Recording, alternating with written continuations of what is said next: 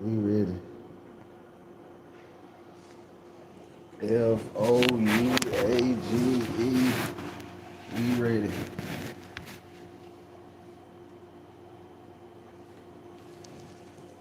Fouage. We ready. What that boy Soulja Boy spelling on that Migos song? We ready.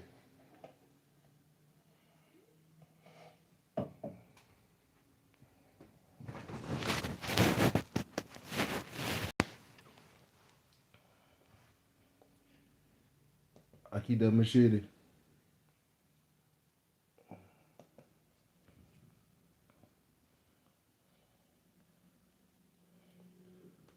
Right up past on that, I said it. Hey, hey.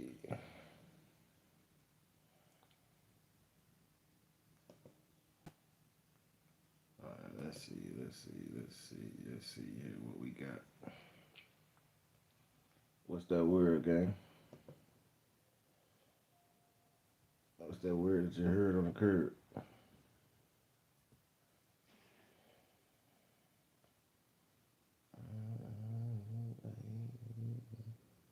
You ready? You ready? What up? So, we ready.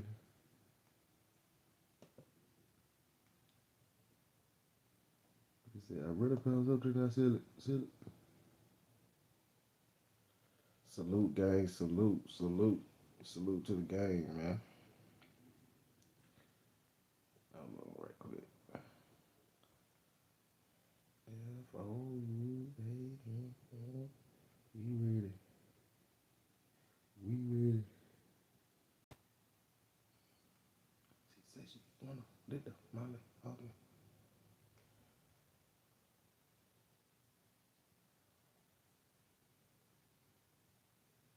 She said she wanna.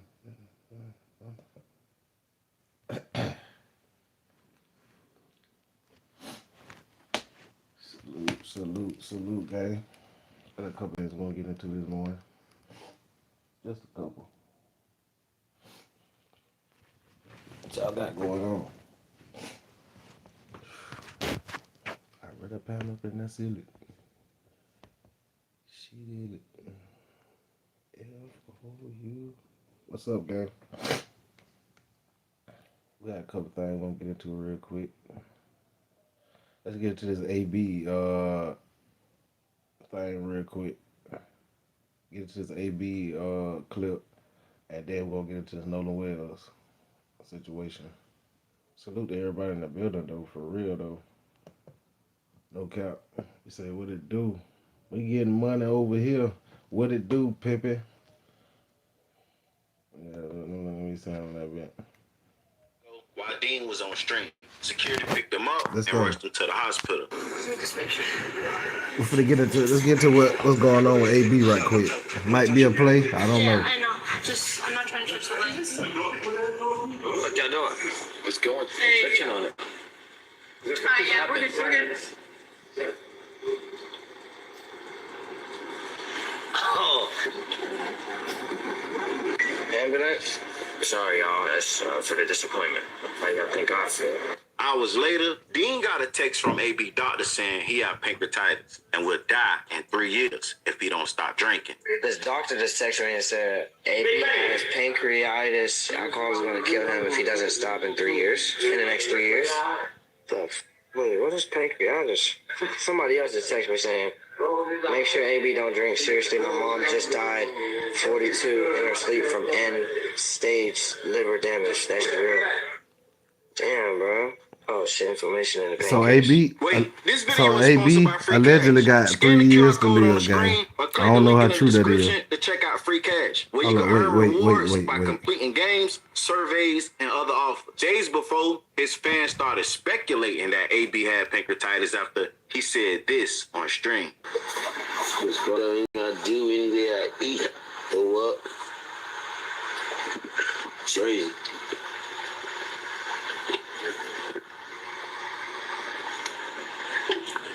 Right now, I can't even drink no water. I feel like I can do it.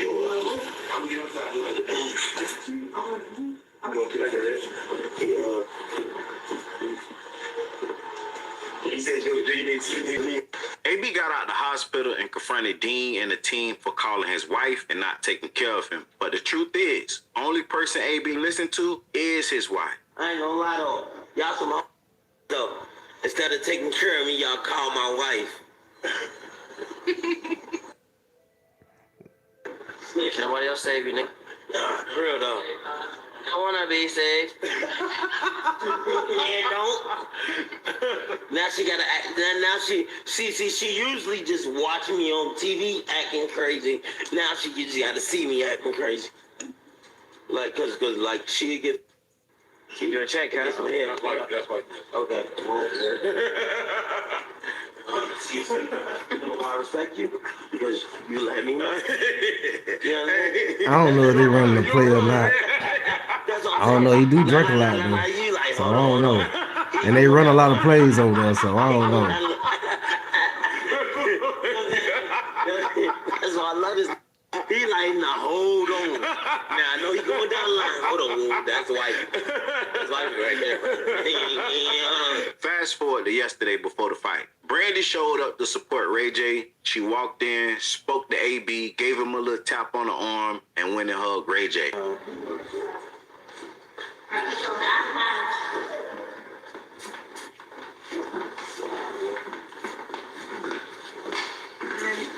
How are you? How are you?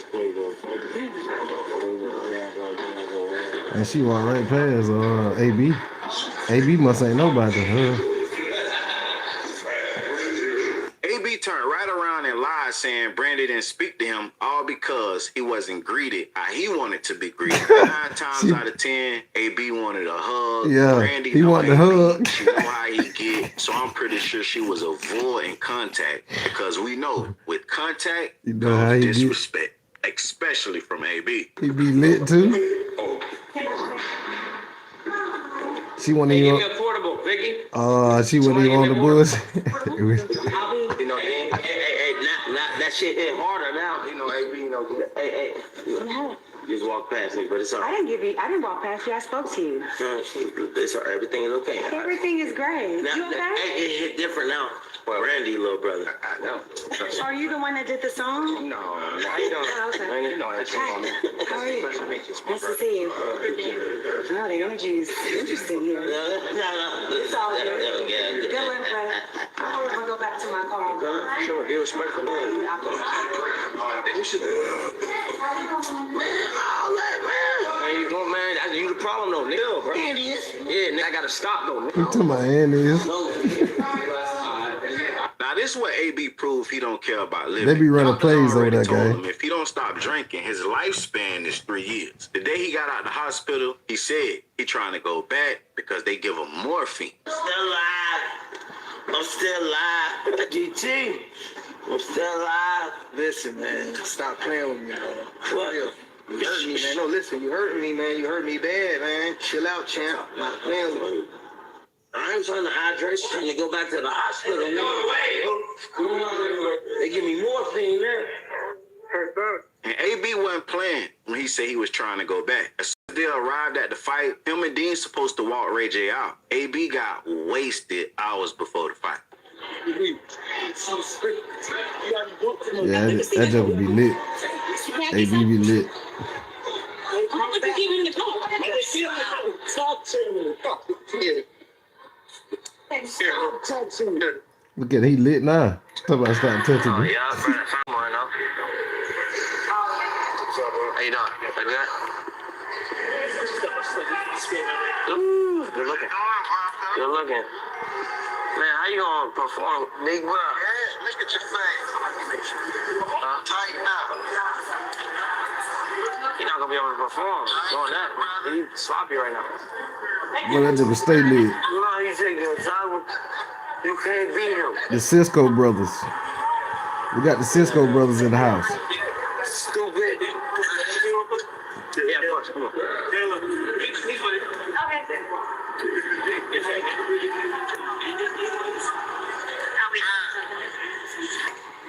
this drink was right here. I don't know. Slide, though. You're not gonna be able to walk out. I need a slide, though. Not with the song. Hey, what you doing, big guy? How you doing, brother? I'm good. Nah, how sloppy he is right now. He's gone. He can't even stand up, bro. I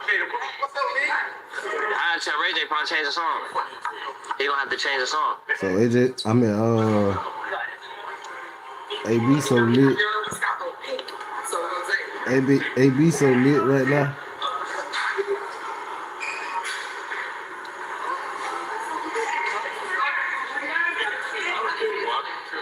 Yeah, them boys be running plays over there. Can't do nothing but try, bro. Ain't gonna work, my nigga. He got to a point where Dean had to tell fans they couldn't take pictures with AB because he was gone. I'm talking about bent over gone. They know he be lit though. I'm saying why? What happened? I want to take a Picture? Why y'all get this joker alcohol, man? If y'all know he gonna be lit like that, He just gone. y'all still be getting it to him. He dropped. I know he a grown man, but god dang, gang. You ready?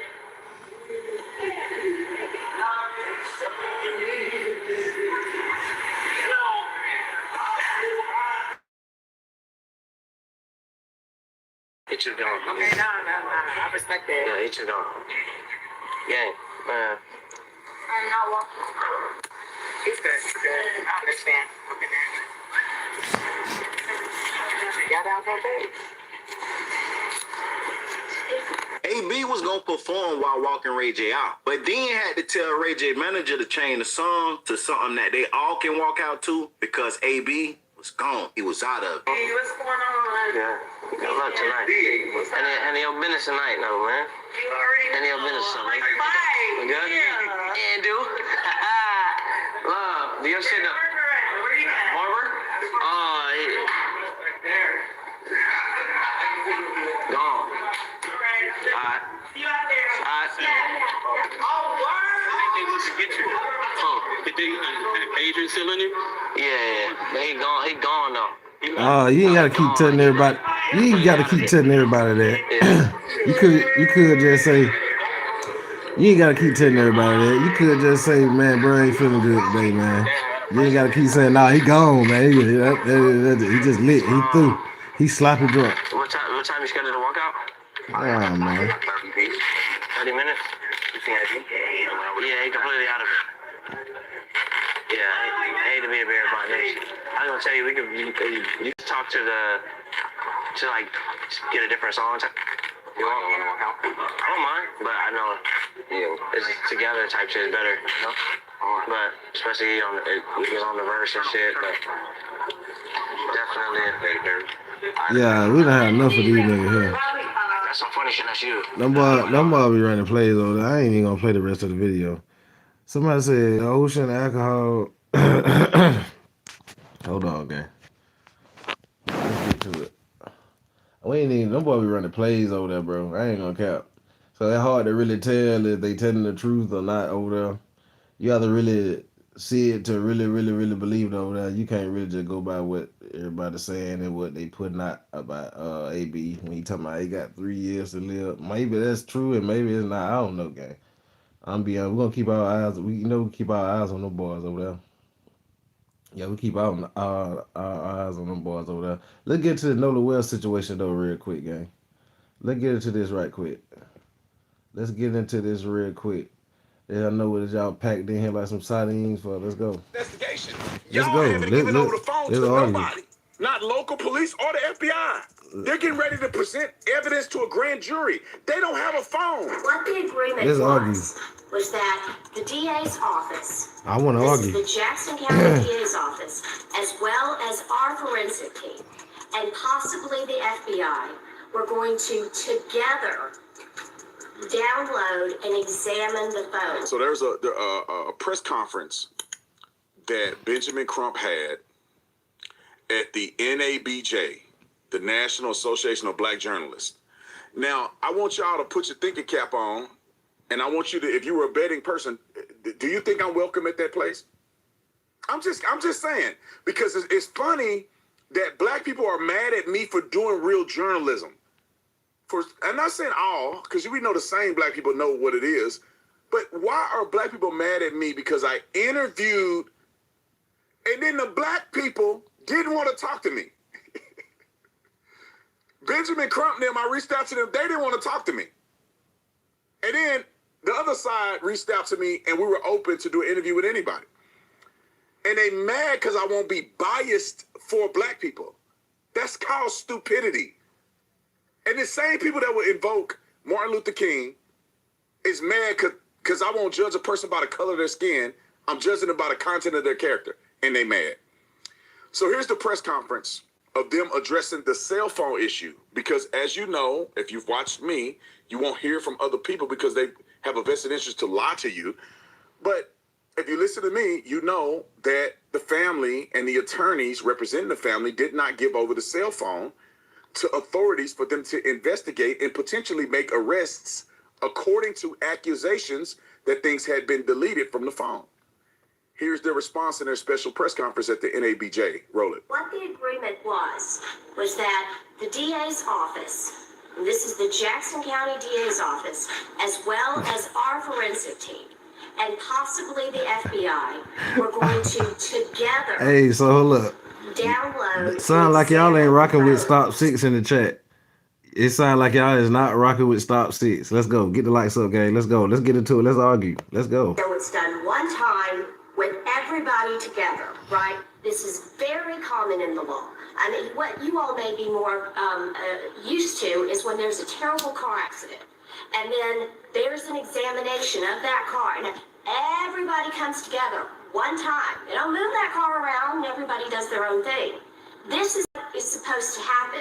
We are waiting for the DA to determine the time, the place, the date.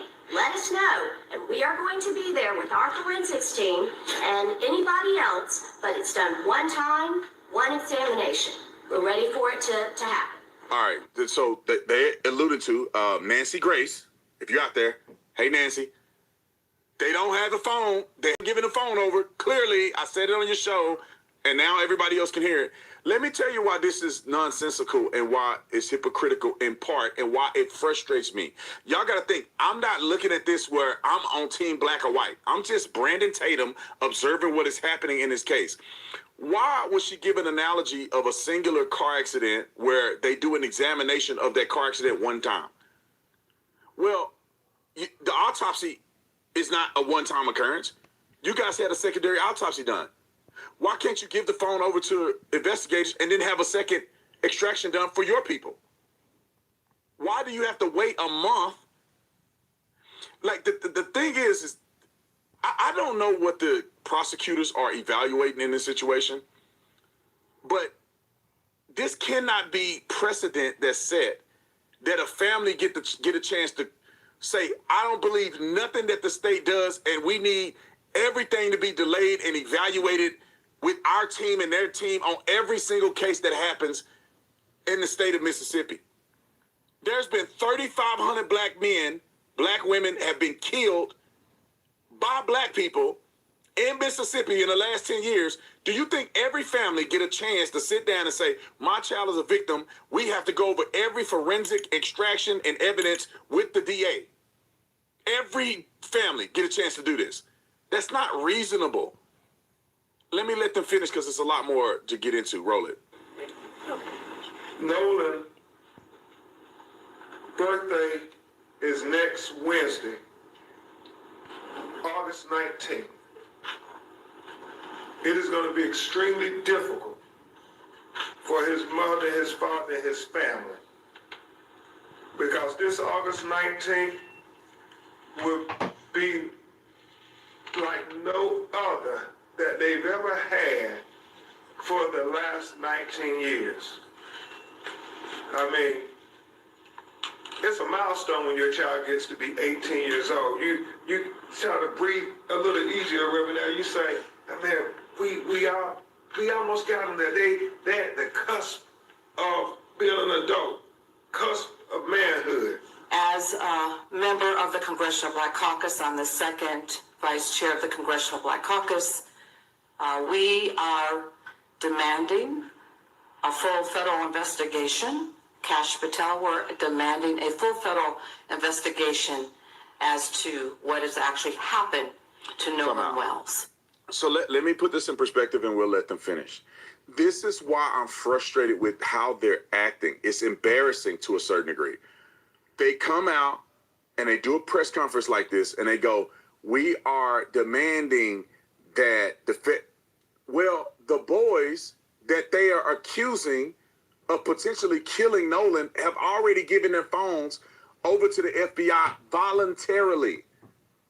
Why don't you tell the public that they are cooperating with the FBI already? It's because you don't want the public to know that the other side is doing anything so people can continue to foster violence against other innocent people that are not involved in the murder of Nolan Wells. This is what frustrates me. These people can be honest. It ain't about black or white, this side or this side. Just be honest with the public about the investigation. Y'all haven't given over the phone to nobody. Not local police or the FBI. They're getting ready to present evidence to a grand jury. They don't have a phone. They may very well have determined that, or may not be able to determine that anybody did anything to Nolan. But if there was something... How many people in the chat right now think they should have went ahead and gave the phone up, gang? How many people think they should have gave the phone up? Put it in the chat real quick. Let's go. Deleted from the phone, that is a crime of tampering with evidence. People will go to jail. But they're getting ready to present to the grand jury with no phone. Therefore, if somebody did something, they have no evidence. And the grand jury is going to come back and say nobody did anything. And they're going to be mad. They should, yeah. When y'all the ones didn't give the phone over. You can give the phone to them the day after he died. If you suspect things have been, so it can be preserved. And they can extract it. Send it to your people. Let them extract it. Somebody said, a secondary extraction wait. will allude to Somebody tampering. said they don't have his nick yet in the chat. I don't know who that was. I just saw it. Why y'all think, y'all tell me in the chat, why y'all think they took his nick? Let me know in the chat. Answer old boy question. Come on, let's answer each other questions in the chat. Let's go. It frustrates me. The police has not requested the phone. Our country is divided because people are stupid and evil. They are not to be trusted. It don't make any sense to me. Who we can't trust, Pepperoni? Let her finish. Is going to be in his phone if the boss did. We want to make sure that every stone That's right, is Florida. unturned. Okay, you see what Florida's saying? Because his life Florida said, what evidence? matters. Okay. What evidence the phone going to be if they're innocent? Okay. Let's go. Because they want to see if you cover up and put people on the dirt. People here with plantation. 3 people went. Man, I see y'all talking. All of our I'll read what's going on. Lives Let's go. matter. And we must fight back. We must stand up. And we must demand accountability for this family's loss. Why are you demanding accountability when there is nothing that has happened that will lead you to believe that they're not doing a fair investigation? If I sit here before Benjamin Crump and say, what have they done that's unfair? They lied and said that the sheriff made a determination. He cannot. It was the day they found his body. He did not make a determination. Why are you lying to the public? He said, at this point, we do not have evidence of foul play. It appears to be a drowning, but there needs to be an investigation. That is what was said. But they get on TV and they blast it out there like, look, he already made a determination and nobody know no. It's impropriety because at some point in history in Mississippi, black people were done wrong. So therefore, every investigation is false. Every white person is wrong. That's not fair or reasonable. Let Stu Head give another statement. Roll it. Not Stu Head. Evidence, nothing else. Not too much on Stu Head now. As Start always said from day one, even when I called Reverend Allen, we talked to him, they have been consistent. We want to know what happened to our child. Everything else is just, it's just clickbait and everything. It's about what happened to our child. Black press, NABJ, we need you now more than ever to keep everybody focused. What happened to this 18-year-old black teenager in Mississippi? Because there have been questions when you look at the history of the Deep South where young black people are unalive and nobody ever gets any answers. Well, we want Nolan Wells not to be like many others that came before him. And that is why, as I said, August 28th anniversary. And this bobblehead is going to talk about marching Man, come somewhere. on. That took a second. They're Bobblehead. They're demanding the FBI. bobbly. They're demanding accountability with no evidence that there's no accountability. Man, chill out. He shot out for They're that. doing an investigation just like they do with everybody other 35 other black people that have been murdered. Why are you insinuating that they're not? That is leading to chaos, drama, and division that does not need to happen. And why does it always seem to be black people doing this? I feel like when white people get killed, even if it's suspicious, they're not out here marching and crying and spitting on everybody because what happens is when you cry wolf so much, people don't believe you. When it comes out that Nolan drowned, what do we got? What do we do to believe? From the hey National y'all, Black Caucus. who think that, y'all? Who think gonna come out who think is gonna come back that Nolan drowned, allegedly? Who think is gonna come back like that, gang? Who think gonna come back? Put it in the chat. Let's go. Is y'all rocking with BT Savage? I meant Stop 6. Yeah. Is y'all rocking with him? To talk about this topic, it's called cyclospora. I'm starting calling that joke you ain't gonna BT remember the name Savage, of it, man. but just know if you eat something and you have explosive diarrhea, you probably want to remember this. I. We don't want to hear that part, fam. All right, let's skip along a little bit. God dang, gang. Hold up. Wait. Let's skip along. God damn, he said that now. God dang, bro. That's too much now. God dang, bro.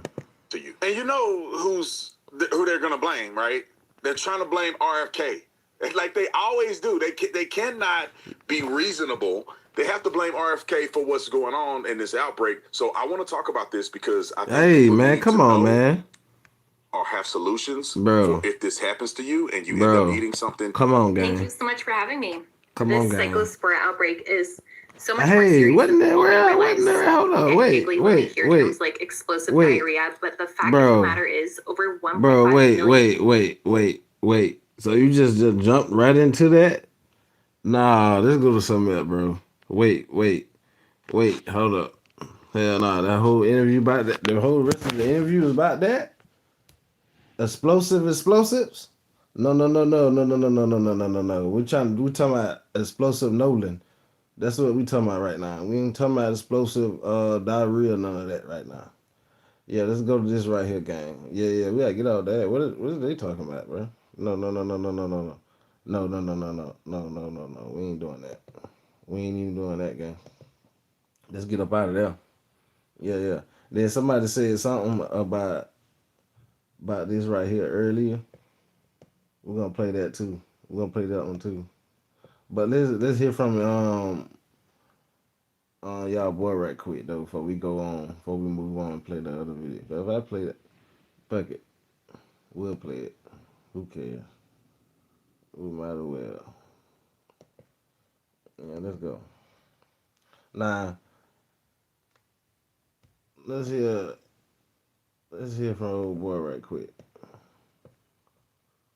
This is who y'all want to hear from. No. I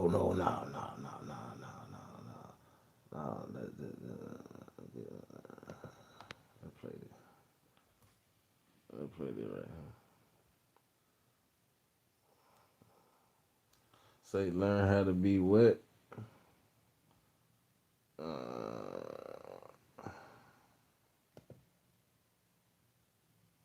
Let's go.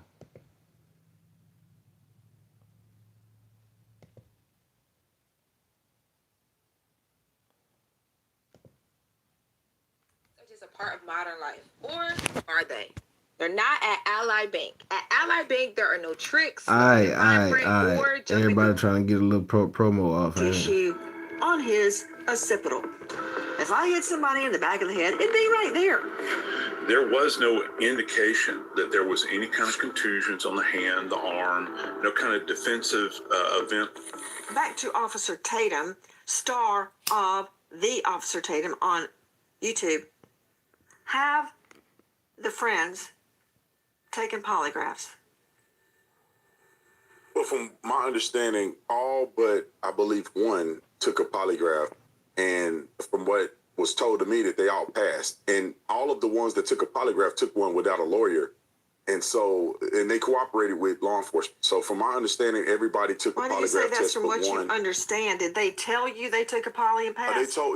Yes, ma'am. They told me that they did it. I wasn't there, so that's what I'm saying. From my understanding, they told me that all the boys except one, which is Warren, I believe, took a polygraph test. All of them did not have lawyers and did it and cooperated with police. Warren also cooperated with police. I just believe he didn't take a lot to take the test, but Warren is the young man that I interviewed. So according to what they told me, they all took a lot to take the test and passed. And it's an equivalent of a lot to take the test. It's not a traditional lot to take test, but it's the same theology of trying to get to if a person is lying. I don't know the name of it. It's an equivalent of a lot to take the test. It's a different methodology. I don't believe it was a polygraph test. I believe they took other stressors in order to analyze if So the then people were the telling the answer truth or to not. did they take a polygraph would be no. That is Officer Tatum from The Officer Tatum on YouTube. Joining us tonight are two very special guests.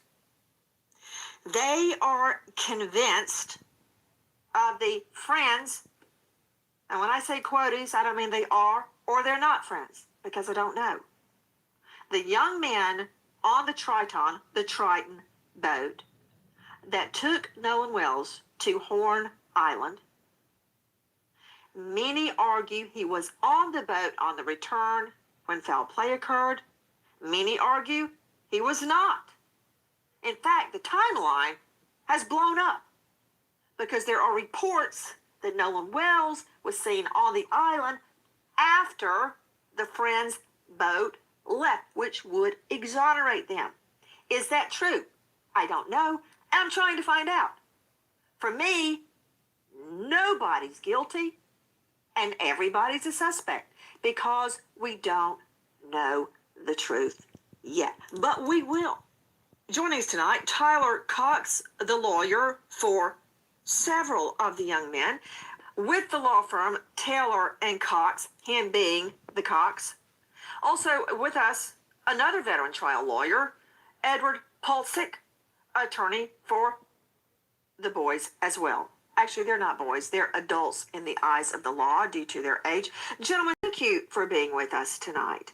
My first question to clear up this matter, have your clients taken polygraphs? First to you, Tyler Cox. Nancy, my clients have not taken a polygraph test. And I can tell you why. Because any lawyer with their soul is going to tell their clients not to take a polygraph test under any circumstances.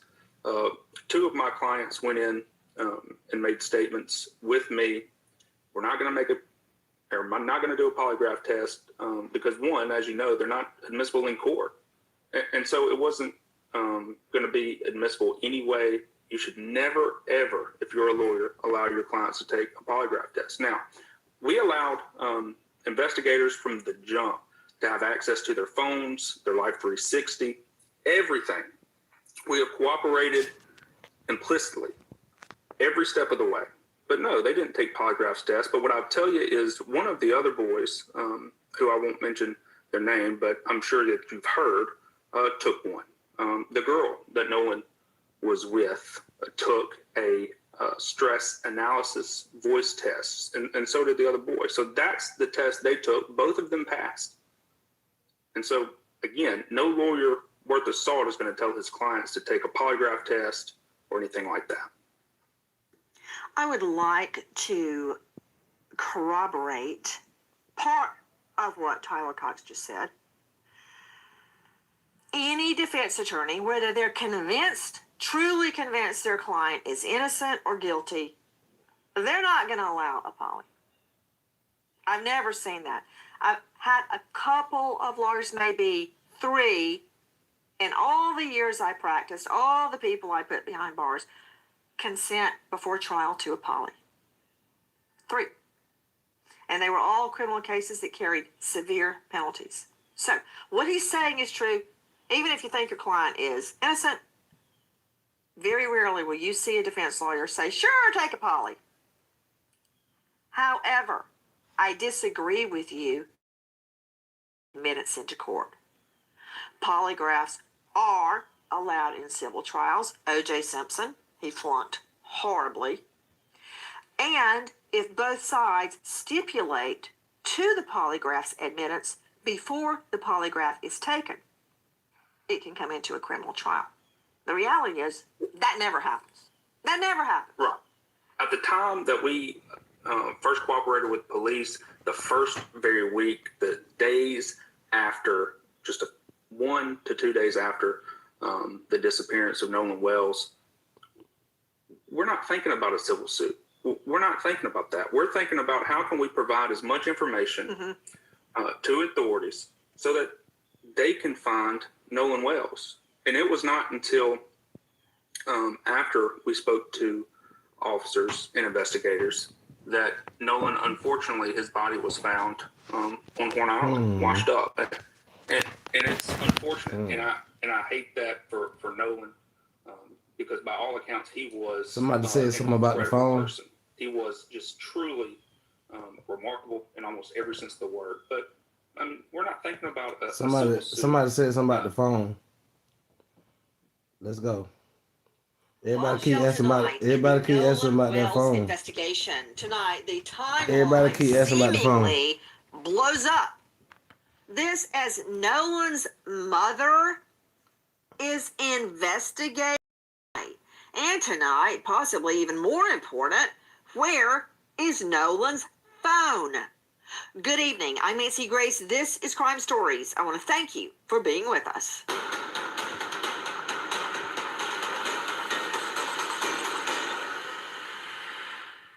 We want the truth about what happened to Nolan Wells. A Bertram boat was seen leaving shortly afterward at a high rate of speed. Pretty certain Nolan Wells was part of a group that was, quote, almost fighting around 5 p.m. I'm on the side of finding out why everybody got back to the mainland except Nolan Wells. I don't think they've cooperated at all. They do not have Nolan's phone. They haven't had access to Nolan's phone. The Jackson County Sheriff's Department hasn't. So how can you say that there's text missing or there's photographs missing? Our boys had no reason to do anything with Nolan's phone other than give it back to Christine and her friends later that night. So anything about missing text messages or Snapchats is completely false. Big question. That is Tyler Cox representing the so-called friends of Nolan on Horn Island. And if he's claiming that no one see the phone, how does he know that something's not missing? So that's a double-edged sword, isn't it? Let's hear that one more time from our friend Dan Abrams. I don't think they've cooperated at all. They do not have Nolan's phone. They haven't had access to Nolan's phone. The Jackson County Sheriff's Department hasn't. So how can you say that there's text missing or there's photographs missing? Our boys had no reason to do anything with Nolan's phone other than give it back to Christine and her friends later that night. So anything about missing text messages or Snapchats is completely false. That's a veteran trial lawyer. That is Tyler Cox. He's representing the young men that were on the boat that took Nolan to Horn Island and came back without Nolan, according to them. Joining me in all-star panel, I'm not saying Cox is right or wrong, but what I am saying out to Brandon Tatum. Tatum, former police officer, Tucson, star of The Officer Tatum on YouTube. He has interviewed Nolan's acquaintances that were on the boat that day. Officer Tatum, thank you for being with us. Let me talk about this one moment. We've got so much to get to. I'm going to try to be brief. Tyler Cox stating, I don't think they cooperated at all. I think he's talking about Nolan's family. They I guess the sheriff's office haven't had access to Nolan's phone. Well, can't they subpoena that? It's called a subpoena ducis tecum. You're familiar with those. You've testified in court. A subpoena ducis tecum is, we hear about subpoenas for testimony. I've been subpoenaed. Yes, go to court and tell the truth. A subpoena ducis tecum is for an item, an object, a document. The sheriff can give out a subpoena ducis tecum or get a warrant for an object. So, you don't have it? Fine, get it. Next. So, how can you say that I'm quoting, how can you say there's no text message or photo, as a text message or photo is missing? Our boys had no reason to do anything with Nolan's phone other than give it back. So, seeing anything about missing texts or snapshots, chat's completely false. Well, according to the mom, Officer Tatum, she says there was nothing sent out while Nolan was at Horn Island, which she found very odd. I have no reason to disbelieve her. So how can you say there were missing or there weren't missing? I don't think you can say it either way. Why don't they just get a search warrant and go get the phone? You know what? Forget all that. Officer Tatum, where is Nolan's phone? Do authorities have it? Well, from my understanding, authorities do not have it, and the family have not been cooperating with authorities to give the phone over. According to the testimony or written statement from the lawyer that represents the family, the Nolan Wells family, he had made mention that he's prepared to cooperate, but they have not cooperated yet, which is very interesting to me. You want to find out what happened to your son. You would think you would be doing everything you can to cooperate. I can't judge her. I don't know what's in their mind, but it just seems to be very off-putting for them not to at least give the phone over and do what exactly they told the world they were going to do, and that is to allow a forensic extraction of his phone. Therefore, the world can see if there is things that have been deleted. I think Tyler Cox is very clear about what he's saying, that the boys had nothing to do with it. So if there's anything missing from the phone, it had nothing to do with them. Now, I'll add this. When you look at what Christine said. Brandon, wait, I'm going to go right back to what you're saying, but you're saying a lot, and I want to address each thing so we don't leave anything out. Number one, you just stated that, basically. Correct me, you can paraphrase this any way you want to. It looks really bad for Nolan's family not to hand over the phone. Do you have any independent knowledge they have not handed over the phone?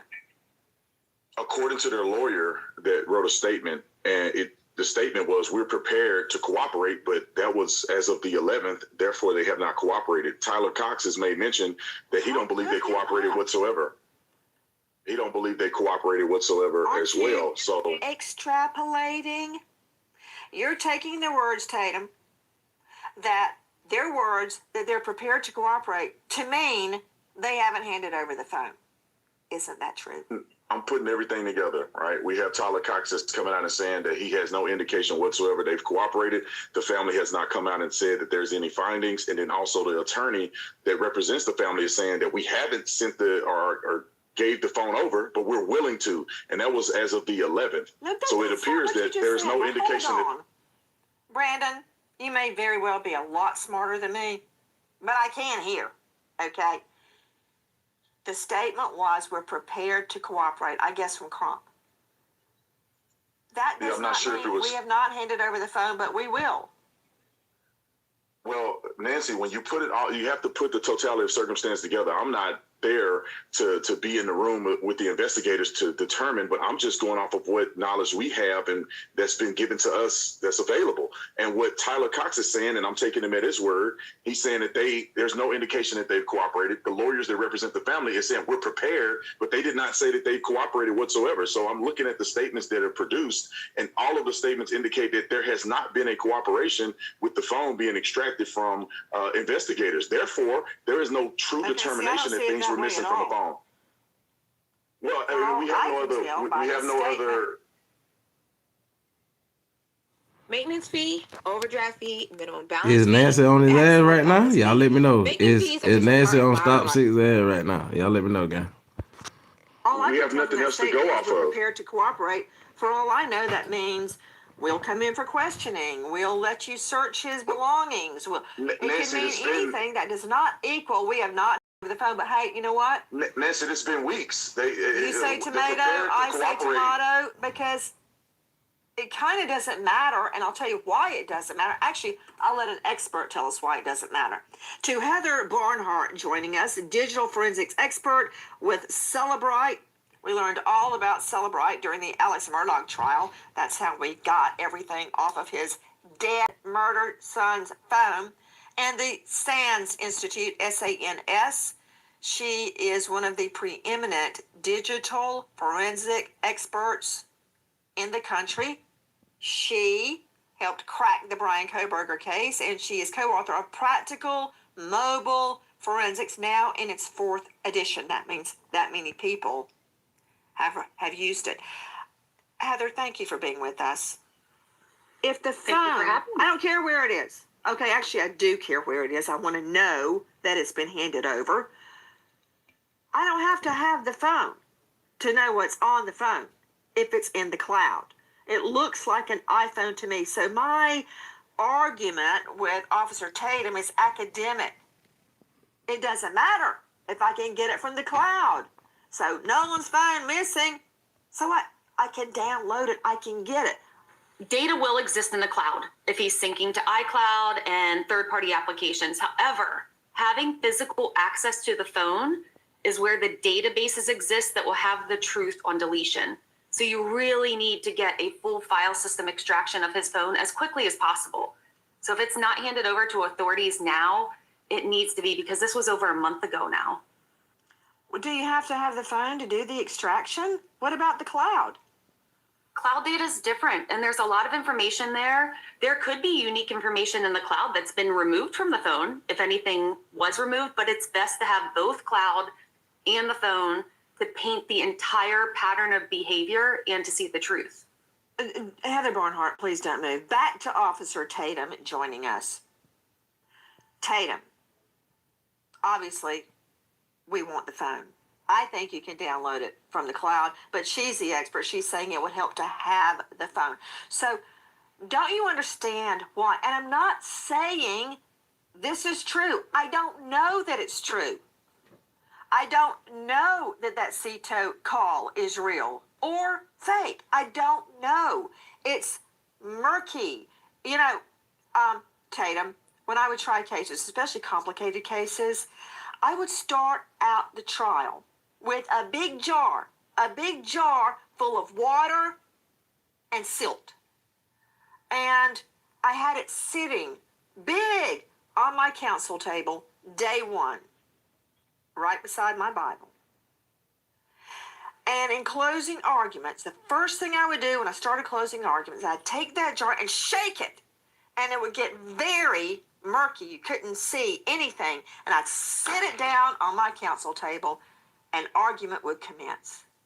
And by the time I had gone through all the evidence, I'd go over to my table, pick it up, and say, see, it's not muddy anymore. It's crystal clear what happened. My point is, we don't know. So all the haters attacking you, attacking me, attacking the cops, attacking the friends, attacking Nolan's mother, for Pete's sake, we don't know. It's unjustified. Now, to my question. Don't you understand why people are suspicious? Because Nolan's separated from his phone, which no teen does. I get it, why he didn't have it in the water. I get that. I dive, I swim. I just went swimming with the dolphins with my twins. And yes, my phone was on the boat. But then I got it. I didn't let the boat take off without it. So at least you can admit that's why people are curious. I'm curious. Nancy, I think it's because people are out putting out misinformation. They don't have the totality of circumstances because they haven't heard from the boys, didn't watch the interview and all of this stuff, and they feel that it's convoluted. It's very straightforward to me and very clear in many areas that the boys are saying they did not have access. Christine, Nolan's mother, is not saying unequivocally that things were deleted. She was surprised that things were not present. Therefore, she insinuated that things may have been deleted. But she did not really say that the phone was deleted.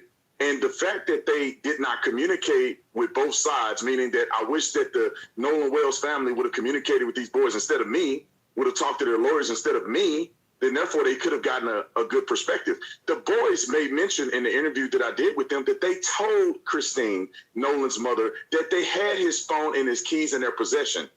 Therefore, she came to get them. They turned them over. They have no access to his codes. They have no reason to delete his phone. They're claiming there's nothing that was deleted.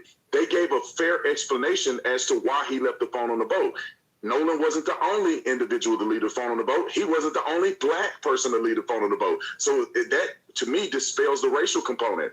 He was with them. Multiple boats came out. Traditionally, if you don't leave on a boat you came on, you can leave on another boat. They're all going to the same location. So it's not that bizarre that he left his phone. The phone was returned to Nolan. These are best friends of Nolan. They hang out almost every day. Hold on just a sec. He spent the night over their house. Everything you're saying, but now we're getting to another topic. I hear you, but Tatum, the boat.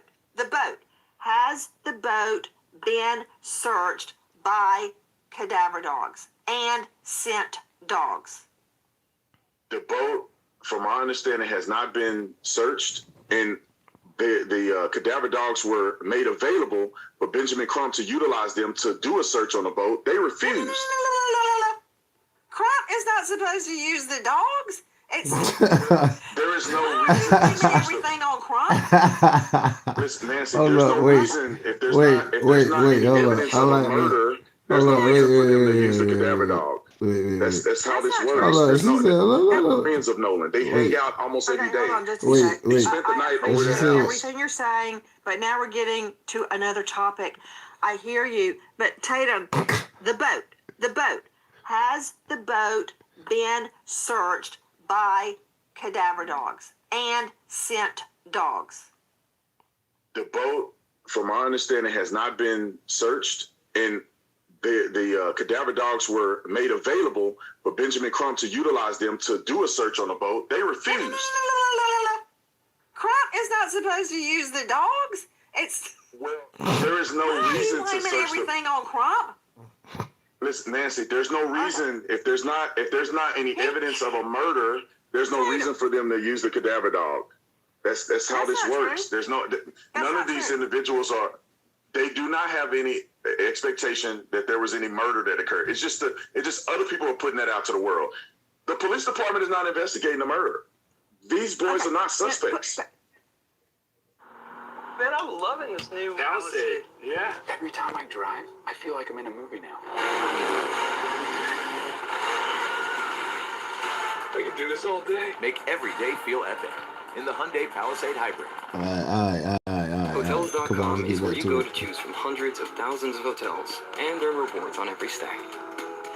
It's exactly what... I agree they're not suspects. They're not persons of interest. They're not suspects. They haven't been charged. But to believe after interviewing 60 people that he was ever on the boat. The search of the Triton. He's not ordering it. He's not ordering it. The cadaver dogs were made available if he wanted to. No. They availed themselves to him and said, would you like us to search the boat for you? You just said that about Nolan Wells' mom. You said... I almost hate to do this to you. Almost. Tatum, you just said, when Crump says we're available and ready, you went, well, that's no, they haven't handed over the boat. But now you're saying the friends say our boat's available and ready, and I'm not going to tear you a new one because the law enforcement is the one that needs to go and search the boat. Nancy, it ain't rocket science. The people who had questions about this, because it's definitely not law enforcement, it was Benjamin Crump. They wanted to get to the bottom. They don't trust law enforcement. There's not a grand jury? This isn't going to grand jury? I'm saying initially before grand jury. Because if it's going to grand jury, then there are questions. Initially before grand jury, when this first started, and Benjamin Crump brought up all of these questions, and they availed themselves to him and said, would you like for us to search the boat? We'll grant the cadaver dogs for you to go and look at the boat. And he refused. And this is why I'm saying it does not appear. Give authority to search the boat. He can. The boys are cooperating. I want you to run over to Tatum's house and sniff the hell out of it. Because I would say, come on over. No, I'll say, come on over. cadaver dogs are made available, but then Benjamin Crump said, well, we don't want it. That's the problem here. And sniffed the hell out of They it. are not Did pursuing the like they claim families they are. say, here's our boat, come search it? Did the families offer the boat up They for search? offered boat, phones, whatever investigators needed, whatever the family needed, they made it available. The family did not pursue any avenue to connect with the boys on any level. The boat, to talk about timeline, to communicate with parents, to communicate with lawyers. They have done nothing. And then now we find out that they haven't even given the phone over to law enforcement so they can do an extraction or a forensic investigation. Well, stop. So that they can see You if know there was what? I something respect deleted. you, but I'm going to have to cut your mic because we have to be clear about something. Hold on. Philip Dubé joining me. He is a veteran trial lawyer, a defense lawyer. He's joining me out of LA. He practices criminal and constitutional law. Dubé, I don't want to hear either a prosecution or a defense side. A citizen cannot force a search on somebody else's boat. So Crump or Mrs. or Nolan's mother, they cannot force a cadaver dog or a scent dog search on the Triton, the Triton. Law enforcement needs to bring out a cadaver dog and a scent dog. It's just real simple. It's not hard. Do you agree? They are the ones with authority to do that. Of course. A lot of these thought leaders and crusaders, the thought leaders and the crusaders can all request it and make sure that there's an in-depth, thorough investigation, but they cannot physically and personally initiate it or enforce all the procedures that are necessary to get that. One thing they can do, though, is go to the DA's office and ask that it be included as part of the grand jury investigation. Because believe me, Nancy, the grand jury starts investigating and wants all of these materials, including access to the boat, access to the cell phone. It's going to happen. Otherwise, they will suffer the pains of contempt of the grand jury. My point is, Crump, nor Nolan's mother, nor anybody on their team can issue a subpoena or a directive or give permission for somebody else's boat to be searched. So when that was put to Crump, he doesn't have the authority to do that. He's a lawyer. He knows that. And it's not the friend's prerogative either. It's law enforcement needs to go do it. I can't come search your home. That would be trespass. Correct. Law enforcement has to do it. That's a yes, no. I don't need a legal discourse. Yes or no? Yes. Hi guys, Nancy Grace here. Please join us on Crime That's on the Stories ad, and stream bro. it first. Nancy's on them. You've executed warrants before, I'm sure. So have I. Well, you're going to have a reason to get a warrant. And if it's a criminal investigation and they believe that they can find evidence of a crime, if they had access to his phone, I could see them getting a warrant to extract his phone outside of the parent's will. But if you're looking at a potential drowning and there is no criminal element involved and the parents are refusing to give over the phone, they don't believe there's any material evidence there. No, I'm saying this is what the law enforcement agency. These questions anymore. Nancy, I'm this not is what the saying law. they're I'm giving you a law refusing enforcement perspective. Nobody said Nolan. You know what? We're really chasing our tails here. We don't know that Nolan's family has refused to hand over the phone. My simple question to you is, law enforcement, if they want the phone, get a warrant for the phone. Go get the phone. Or Nancy, they don't communicate want to the the phone. family, give me the phone.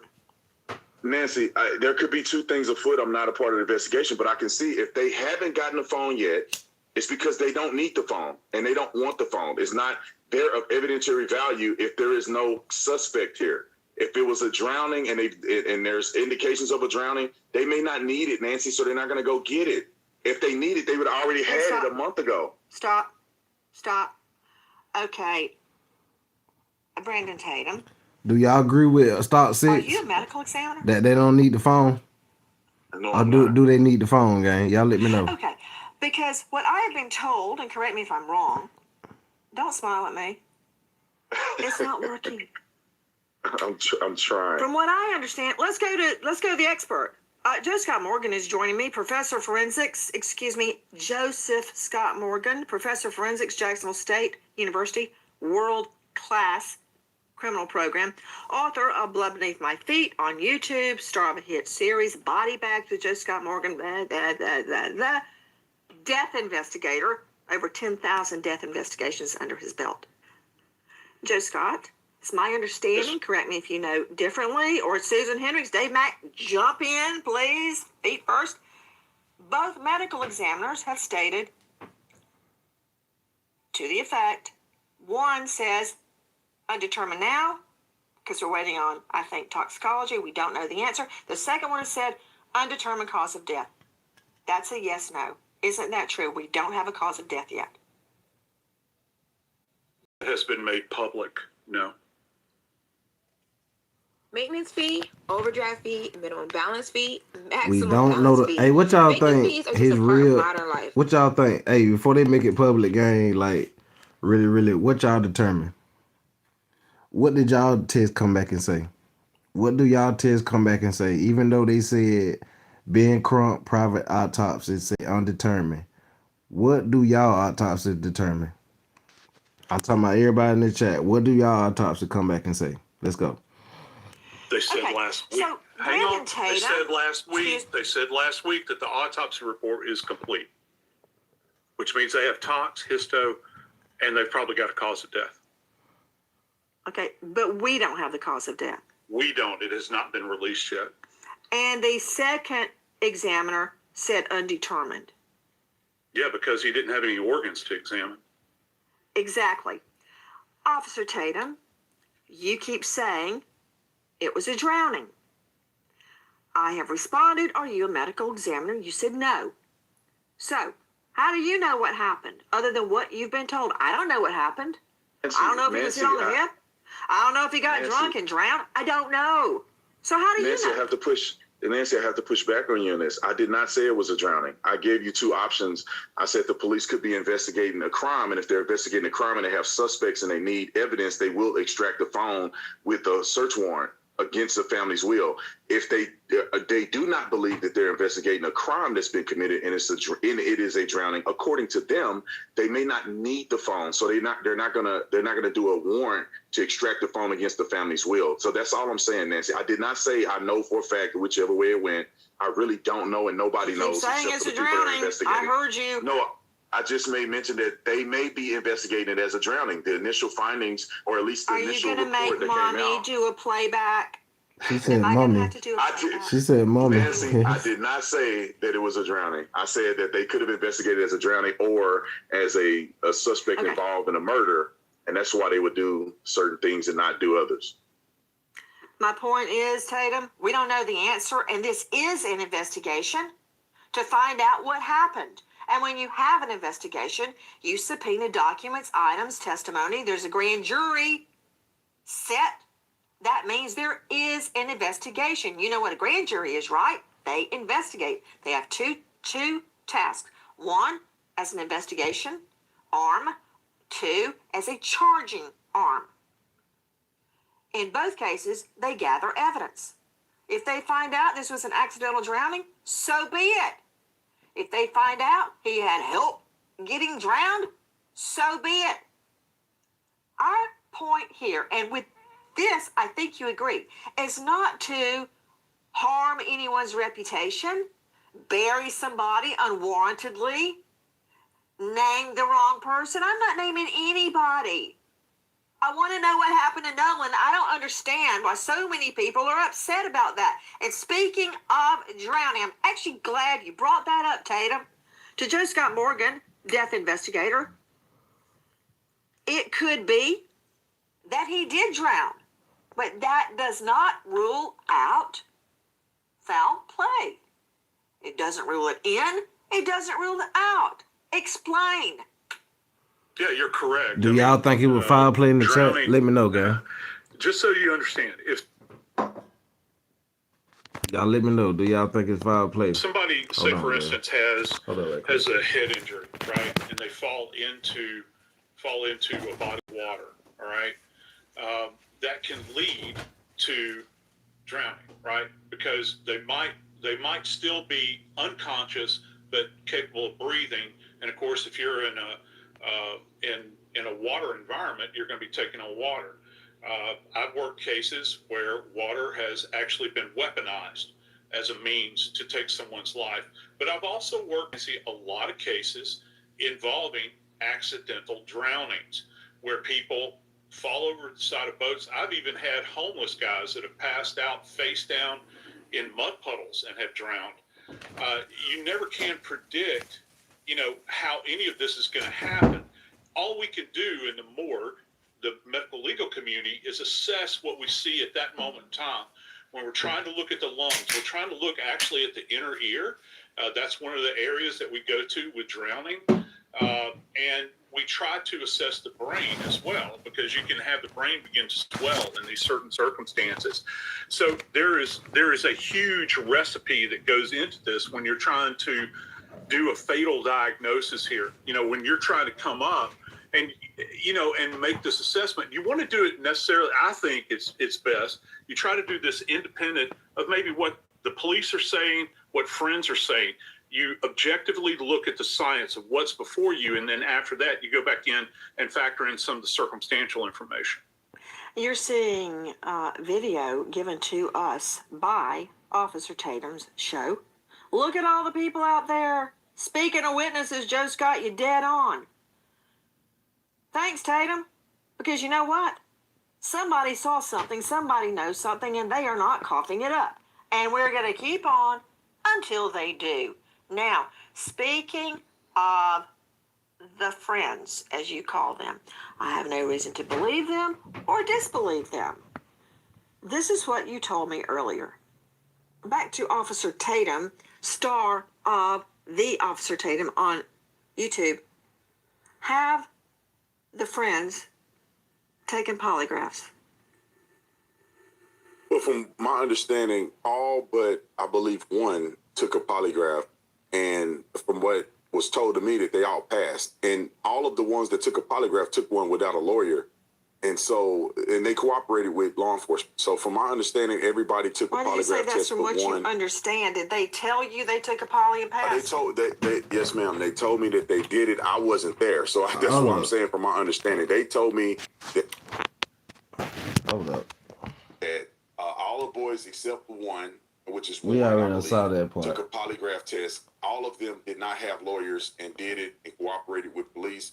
Warren also cooperated with police. I just believe he didn't take a lot to take the test. But Warren is the young man that I interviewed. Let me get y'all riled up right quick. They all took a lot to take tests. Let me get y'all riled up right quick. Let me get y'all riled up right quick.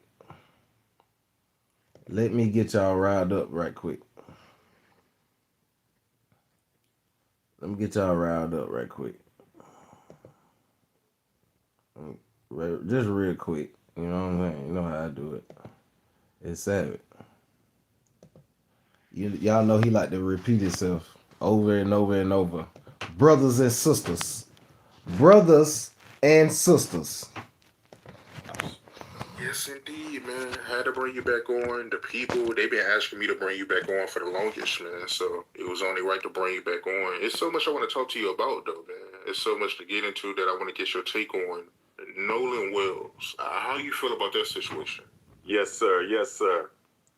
Nolan Wells. When the case first broke, Art, I just kind of sat back because I knew the YouTube and struggle streamers were going to run with it. I knew the white liberals on YouTube were going to run with it. I knew the white racists on YouTube were going to run with it. And everybody in between. It hurts my heart, Sister Christine, Nolan's mother, to have to see so many people using her son's name and crisis and tragedy for clickbait. And that's one of the biggest reasons, Art, I kind of stood back. It almost reminded me of the Freddie Gray police unaliving in Baltimore back during the Barack Obama era.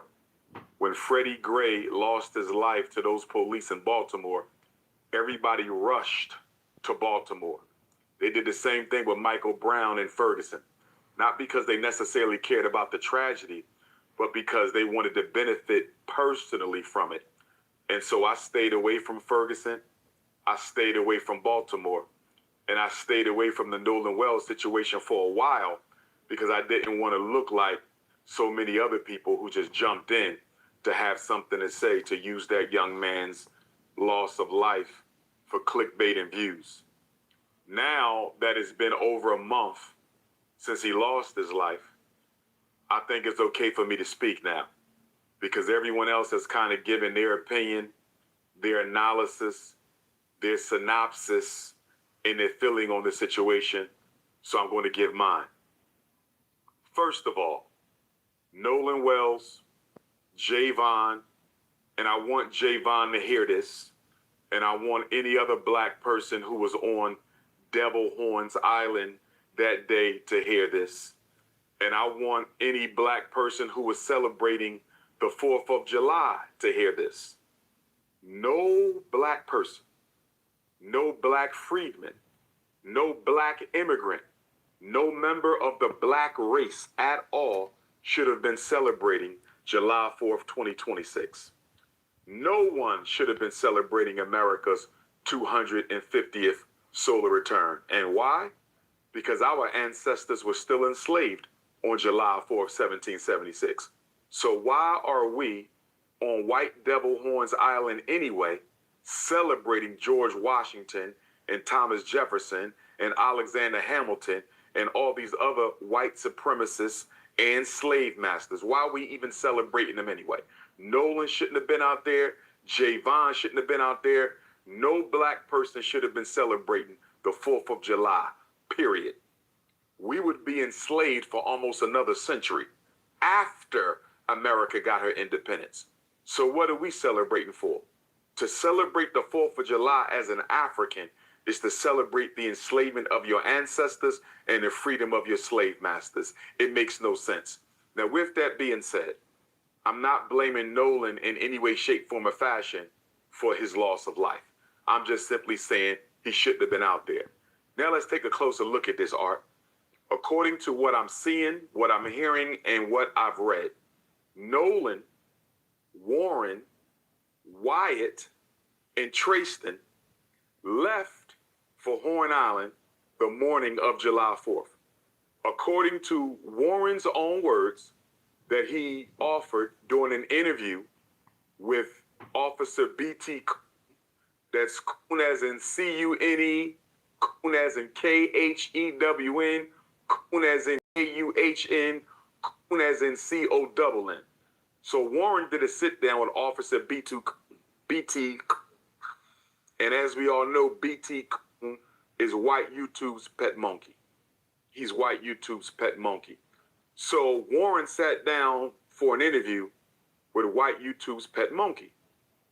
And he said that they left for Horns Island the morning of July the 4th, and that it was approximately 30 of them spread across 3 boats.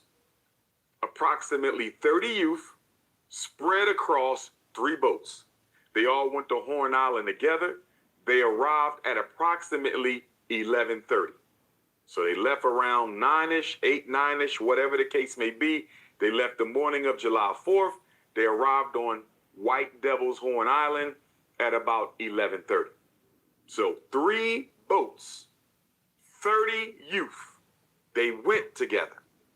I'm not clear on whether the 3 boats came back together or not. That's another question that I have, Art. Did they come back together the same way they left together? Because I'm treating all 30 of those white youth and all 3 of those ships as crime scenes and as suspects. All 3 ships are potential crime scenes. All 3 boats are potential crime scenes, and all 30 youth are potential suspects. I don't know why Jackson County Sheriff Ledbetter or Jackson County District Attorney Mulrath, I don't know why they decided to separate the boat that Nolan was on, Warren's boat. I don't know why they separated that boat from the other two for purposes of investigation and analysis, because those three boats operated as a team. And since they went out there as a team, and it hasn't been made clear to me whether or not they came back together as a team, all 30 white youth and all three boats should have been part of this investigation, not just the one boat. That is my first big issue with this case. Who decided to separate the other two boats in the other 20 or so youth? I got a problem with that, Art, because according to the Cajun Navy, they have no GPS information on the other two boats, Art. They have no GPS information on the other two boats. Now let's get into this. According to Warren and Nolan's other so-called white friends, they decided to leave the island around 4:30. So they were roughly on White Devil's Horn Island from 11:30 to 4:30. That is about 5 hours. Now, one question that has to be asked, Art, why did y'all leave so soon? Because they party on Horn Island all day long. Y'all didn't leave at sunset. Y'all didn't leave at sundown. Y'all left after only being there 5 hours. That's a little suspicious, Art. And I haven't heard anybody ask any of them, why did y'all decide to leave after only being there for 5 hours? Did y'all plan to only be on White Devil's Horn Island for 5 hours? Why did y'all leave at that time? But we'll deal with that later. So then, let's listen to Javon, Nolan's other best friend. Now, the problem I got with this whole story, Art, is Nolan allegedly had too many best friends. I'm trying to find out, how does Nolan have so many best friends? And why did all of these so-called best friends leave their best friend on White Devil's Horn Island without his cell phone and keys? I'm trying to figure this out. So Javon claims he's Nolan's best friend. Warren claims he's Nolan's best friend. And Trayston allegedly claims that he's Warren's best friend. So did Warren have three best friends? Excuse me. Did Nolan have three best friends? Did Nolan have 13 best friends? Did Nolan have 30 best friends? Because if Javon is the best friend of Nolan, and if Warren is the best friend of Nolan, and if Trayston is the best friend of Nolan, exactly how many best friends did Nolan have? Are y'all making this up? Who did Nolan tell Warren was his best friend? Who did Nolan ever tell Trayston was his best friend? I'm not going to question Javon, because he's a brother. And I do believe that there's a strong chance that they may have been best friends. And I say that not only because Javon is a brother, Art, but I also felt that Javon, through the investigation team and alley-oop, with some of the answers that he gave on TMZ. Some of Javon's answers, in my opinion, kind of made it clear to me he actually cared about Nolan. I believe Javon actually cared about Nolan, and because of that, I'm willing to say that Javon may have actually been Nolan's best friend. I wish somebody would have asked Javon, Art, to your knowledge, has Nolan ever called Warren his best friend? Has Nolan ever called Trayston his best friend? To your knowledge, Javon, has Nolan ever told you that Warren and Trayston were best friends of his? Because, Art, I'm having a problem with this three best friend narrative, okay? I used to be 18 years old. You might have one best friend. You may have two. Don't get me wrong. If you all hang in a pack, you could have three best friends. But according to Javon's own words, Art, he didn't really hang around with them other guys too much. That's what I allegedly thought I heard him say. He didn't hang around with them guys too much. So if you got 2 or 3 or 4 best friends, you guys normally travel as a group. Javon seemed like he kind of spent most of his time with Nolan alone, just the 2 of them, not with Tristan and Warren. Although he knew them, it didn't appear that he hung out with them on the regular. So how could they all then be best friends? It's possible. I'm not saying it's not possible. I'm saying it's unlikely. So, according to Javon Art, he saw Nolan at 3:40 on the island.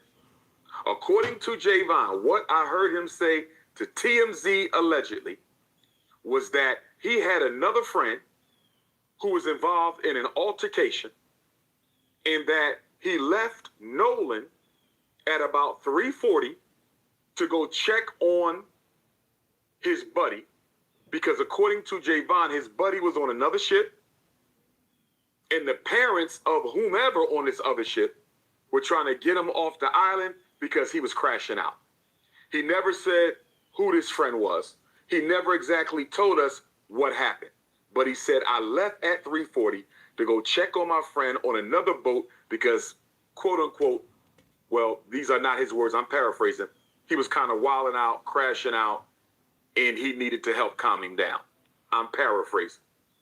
He said when he got back, Nolan was nowhere to be found, and I'm paraphrasing. And Nolan's boat that he came on, Warren's boat, the so-called Big Daddy, the 22-foot Triton, had already left the scene. So according to Javon, I left Nolan at 3:40 to go deal with another situation. I came back, he was gone.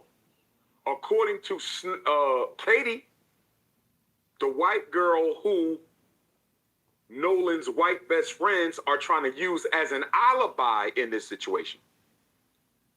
Okay, because they claim, and Warren said the same thing to Officer B.T. Coon when he spoke with him. They claim that Nolan told them, I'm going to hang back on this island and talk to Katie. You guys go ahead and I'll get back however I get back. Again, I'm paraphrasing. But guess what? We learned through Katie's sister that Katie said she has no knowledge of Nolan ever saying that. In fact, Katie said, Art, that Nolan told her, I got to get ready to head back to the boat because my friends are leaving soon. That don't sound like somebody who plans on staying, Art. Okay? According to her sister, Katie said Nolan told Katie, it's time for me to head back to the boat because my friends are going to be leaving soon. As far as I'm concerned, Art, Javon and Katie both threw us an alley-oop. Javon and Katie are throwing Sheriff Ledbetter of Jackson County an alley-oop because neither one of them are corroborating the story of Nolan's white friends on that boat. In fact, Javon said, this ain't adding up. Javon said, it's not like Nolan to say, you guys go ahead and leave me on this island and I'm just going to stay back to talk to this girl who I barely know. According to Javon, it don't make no sense. Javon ain't stupid, Art. That's his friend. He know damn well Nolan didn't tell them that he was going to stay back on Black that Matt. ship. What's up, And Black then Matt? Katie, Let's get I'm 200 gonna give likes, a little gang. bit of respect to Katie on this situation. Support the platform, because gang. as a white girl, Super chat, give so welcome. for her to Let's come go. out and say that is not what happened, for her to come out and say, where is Katie? Nolan Where is told Bart? me I got to get back to the boat because my friends are leaving, for her to say that, Art, that took a little bit of courage and honesty. That took a little bit of integrity. Now, don't get me wrong. I don't want to give her too much credit because she is trying to clear her name. What Katie is basically doing, Art, is she's saying, listen, y'all did whatever y'all did to Nolan, but you're not going to add me to the narrative. I'm not serving as nobody's alibi. I'm not helping nobody get out of this situation. You're not going to use me as a decoy, but I still appreciate Katie speaking up for Nolan, Art, because she didn't have to do it. Although she's trying to protect herself, and stay out of the investigation, although she's trying to protect herself and stay out of the investigation, I appreciate Katie for letting the world know Nolan told me I got to head back to the boat because my friends are getting ready to leave. Now, according to Katie Art, she spoke to Nolan sometime between 3 and 4:30. Now, her window appears to be wider than everybody else's window. So Javon's window is much smaller. He said, I saw him at 3:40, went to deal with another situation. By the time I came back, they were gone. Katie said I spoke with him between 3 and 4:30. And I allege, Art, one of the reasons that Katie is making her window so wide is she trying to leave a little bit of wiggle room for Warren and them to get their story straight, allegedly. I think Katie trying to leave a little bit of wiggle room for Warren and them to get their story straight, Art. Now, according to our sister Christine, and my heart goes out to Sister Christine, Nolan's mother. My heart deeply, deeply goes out to you, Queen. According to Christine, Art, she heard from a coach who ran into Nolan on the island as well. And according to the coach, he spoke to Nolan between 2:30 and 3:30. So Javon didn't see him after 3:40. The coach spoke to him sometime between 2:30 and 3:30. And Katie said her conversation with Nolan was between 3 and 4:30. So you know what that means, Art? We can pretty much digest, conclude that Nolan was likely to have been unalived, Art, sometime within the hour of 3:30 to 4:30. Do y'all believe that? I'm going to insinuate that Do Nolan's y'all agree with that? life was taken because I do not believe he accidentally drowned. If he drowned, he was forcibly drowned, and we'll get to that in a minute. If Nolan drowned, he was forcibly drowned. He did not accidentally drown. He was a great swimmer. Miss me with the nonsense. That boy did not drown. If he drowned, it was by force. So again, Art, all three of these people, arguably the last three to see him alive, except for those who took his life, Katie, the coach, and Javon, are arguably the last three people to see Nolan alive, except for those who took his life on that boat, allegedly. That's my position. So they're all basically cutting off around 3:30, Art. Remember, they made the call for the emergency sea tow at 4 o'clock.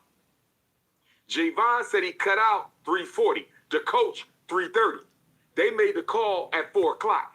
That conversation we heard, the sea tow call, which we're going to talk about in a minute, that took place at 4. It sounded like there was some struggling going on in the background. Nolan could have been getting unalived while they were making the call, Art. Nolan could have been getting unalived while they were making the call. Nolan could have been getting choked out while they was on the phone. How many people believe? How many people believe that? Art, how many people believe that now? Is Nolan lost his life somewhere within the hour of 3:30 to 4:30. Now, before we go any further, Art, I need Ben Crump investigation team and Sheriff Ledbetter's investigation team to have a conversation with Javon, because according to Javon's statements on TMZ, the police never spoke to him. And I have serious concerns with the manner in which this investigation has been carried out so far, Art. I have very serious concerns with the manner in which this investigation has been carried out so far. So anyway, Javon said police never spoke with him. Why? We need a conversation with Javon, not because I think he's a suspect. I believe Javon is innocent, but we need to find out what he knows. That's number one. We also need a conversation, Art, with the coach.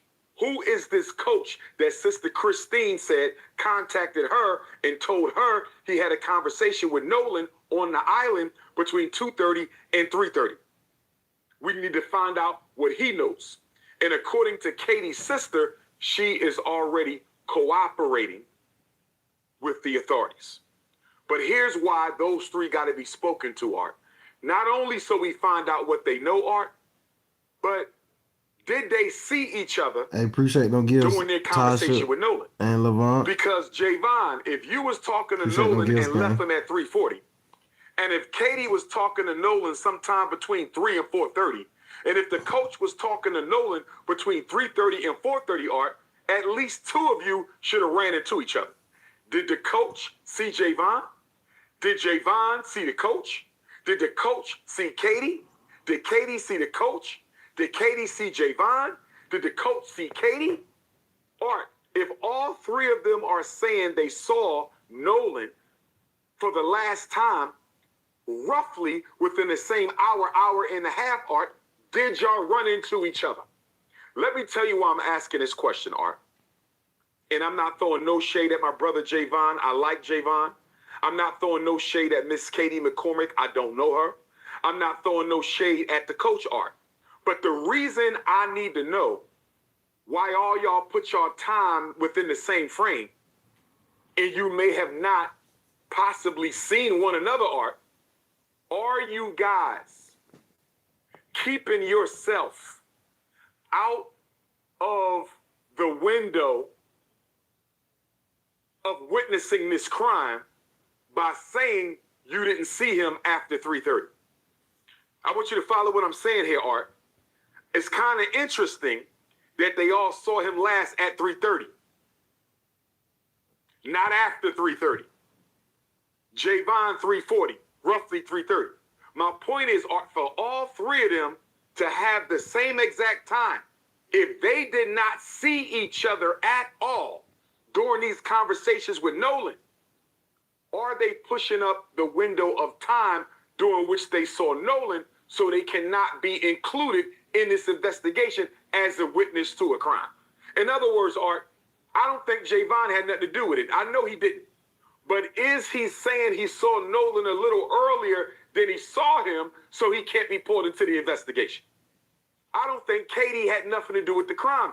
But is Katie putting her conversation with Nolan a little earlier than it actually took place to make sure she can't be dragged into the investigation as a witness to a crime? Is it possible that the coach is putting his conversation with Nolan earlier than what it was, Art, to make sure he cannot get dragged into the investigation? I don't think they had anything to do with it, but they could have been a witness to a homicide, Art. They could have been witness to a homicide.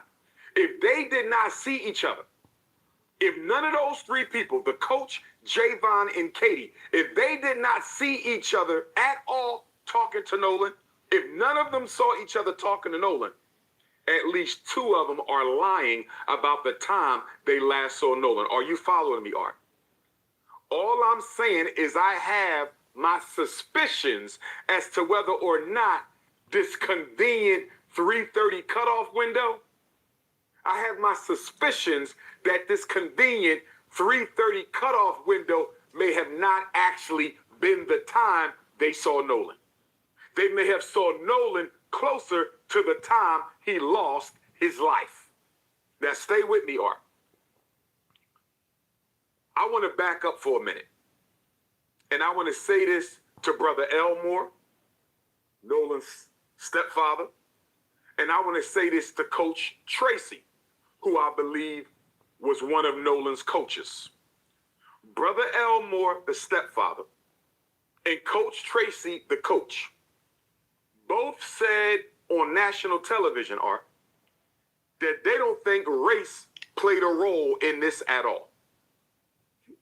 Elmore, Tracy, two dark-skinned black men in Mississippi, and both of them said on national television, I don't think race had anything to do with this case.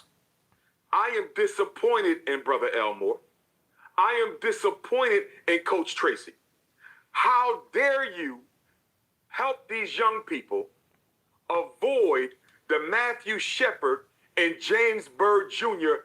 federal hate crimes law, Art, by you saying you don't think this had anything to do with race, Brother Elmore and Coach Tracy. You are helping these white folks avoid federal hate crimes charges. And let me tell you why this is important, Art. Let me tell you why this is important. under the federal hate crimes law. Matthew Shepard, James Byrd, signed by Barack Obama, 2009. Under the Federal Hate Crimes Act, Art, you can go to jail for life.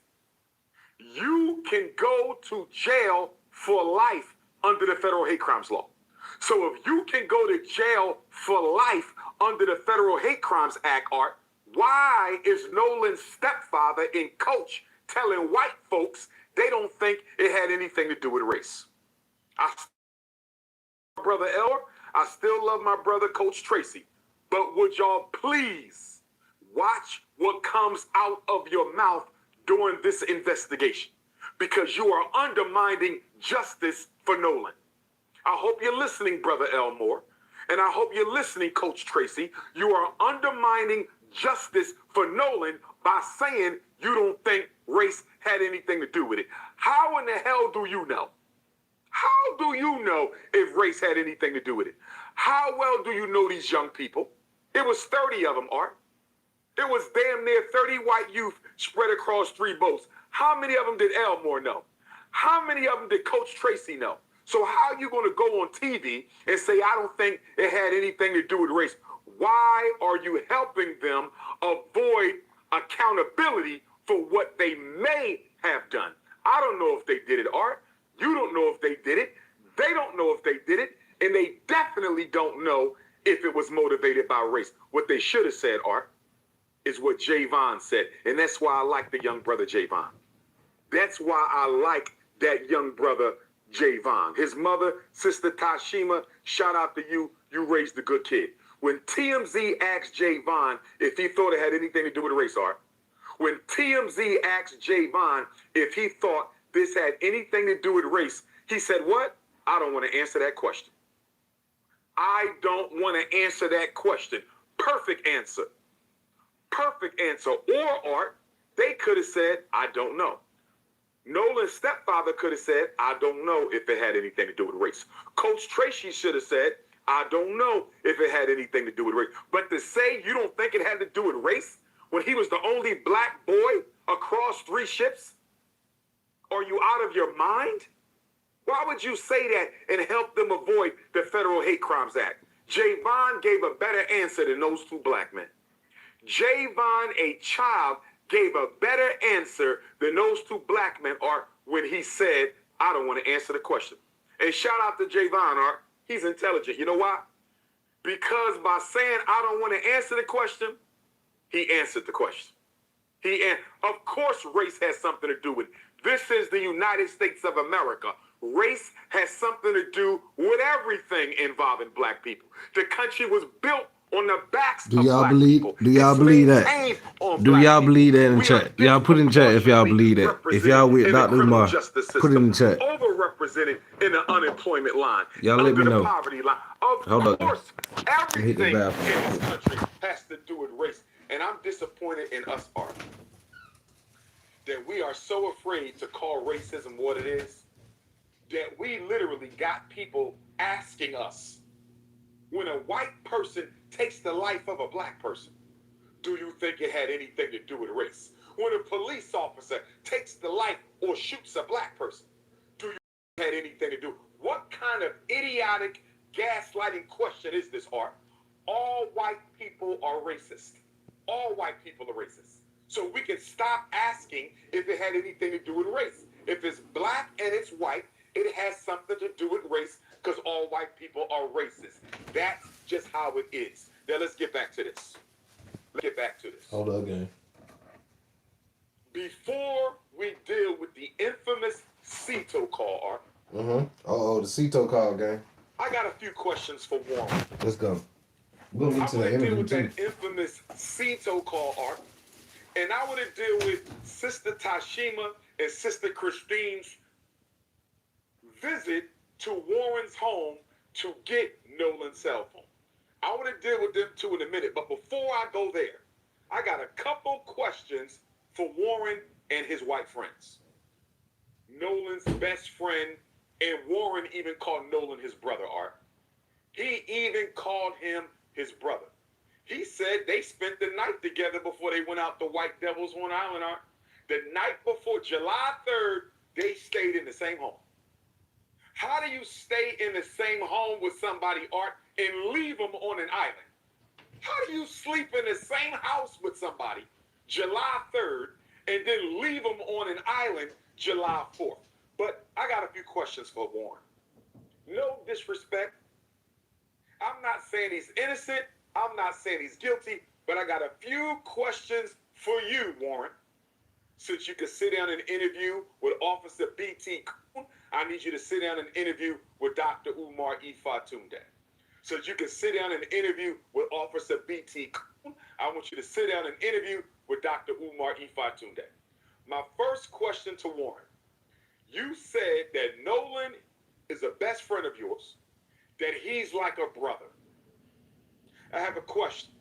If Nolan is your brother and best friend, why did you leave him on that island, especially when you all were drinking? Because somebody put a report out there, Art, that Nolan had been drinking heavily and was intoxicated. Of course, that allegation was dismissed because the coach who contacted Sister Christine confirmed that he spoke to Nolan between 2:30 and 3:30, and Nolan was not intoxicated. So they lied to protect their friends, because white people are always on code, Art. Not a single white person on that island dropped a dime yet. Not one of them. So anyway, Art, they tried to blame it on him being drunk. So he was just a drunk black kid who walked into the water and drowned. That's the narrative they wanted us to swallow. He was just a drunk black kid who walked into the water and drowned. And remember, Art, Sheriff Ledbetter allegedly ruled the case an accidental drowning before he did any investigation. He ruled Nolan's death an accidental drowning before he did any investigation. As far as I'm concerned, that meets the definition of public corruption. As far as I'm concerned, that meets the definition of public corruption. But stand with Warren, Art. Warren, if Nolan is your brother and best friend, why did you leave him on an island without his cell phone and his keys? Why did you take his cell phone and keys Why did you do it? to the mainland? You left him there and took his cell phone and keys back. Can you please explain that to me? He cooking the what, guys? Person wants to be on an island without their phone? Help me understand that, Warren. I don't know of an 18-year-old who wants to be anywhere without their phone, Art. They don't want to be in school without their phone. They don't want to be at home without their phone. They don't want to be out of town without their phone. They don't want to be at the mall, the movies, the restaurant. They don't want to be nowhere without How many their people phone, can go? let alone How many on people an can go island without their phone, with gang? no way to get off? You left Let me your know in the chat. How many of y'all can go without y'all phone? Y'all gotta let me know, man. How many of y'all can go without y'all phone? How many of y'all can go without y'all phone? Y'all let me know. Can y'all sit y'all phone down your so-called brother, and not deal you with it left him or on what? an island with no way to get off, and you took his phone and his keys. Can you explain that to me, Warren? While you're thinking about it, I got another question for you, Warren. While you're thinking about it, you said at 11 o'clock, you called Miss Christine to see if she heard from her son. Warren said, Art, I called Miss Christine to see if she heard from Nolan. She said she had not heard from Nolan. Can I ask you a question, Warren? If you took his phone, how in the hell was his mother supposed to hear from her son when you have the son's phone? Did you tell Miss Christine that you had her son's phone when you called? I bet you didn't. Think about that, Art.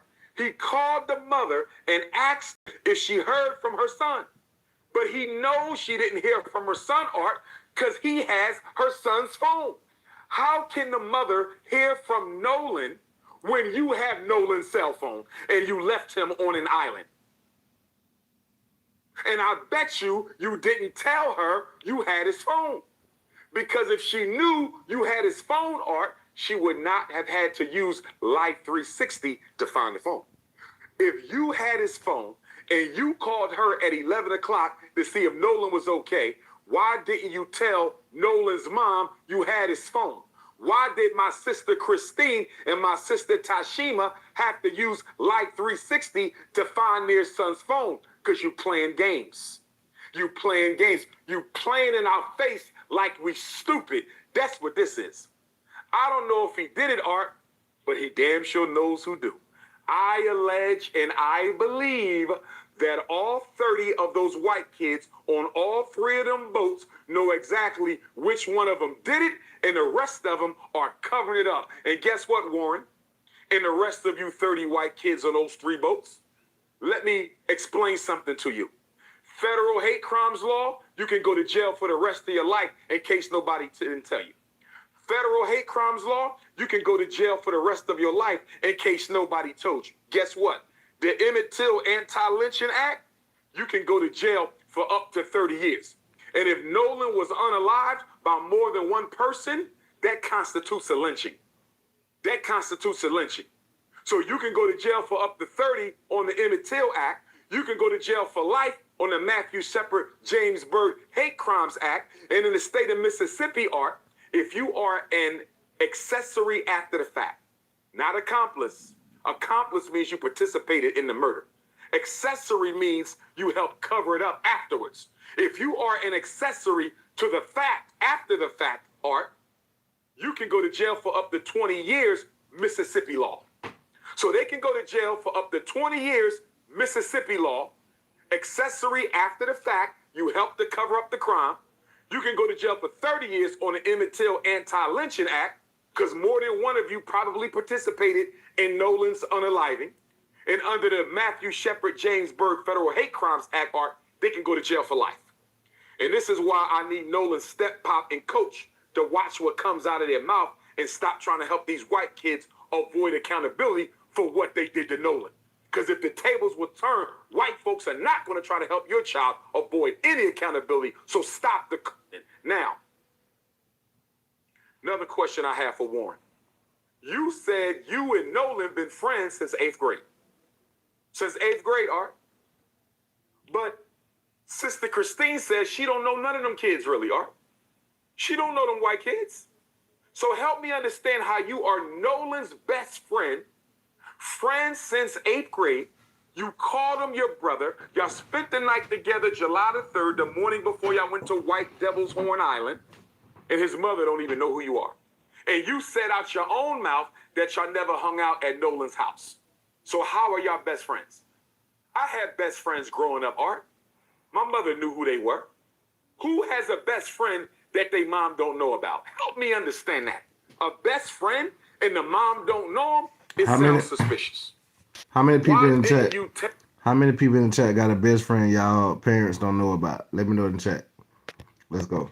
tell Miss Christine you had her son's cell phone when you called and asked if she heard from him? Art, as far as I'm concerned, this probable cause he has something to do with this. Art, I'm holding her son's cell phone. I left him on the island. I took his keys and phone. And I'm on the phone with the mom. I got his phone. But I'm calling his mother at 11 o'clock. Have you heard from your son? And I'm holding her son's cell phone, and I don't even tell her. Art, this ain't making no sense.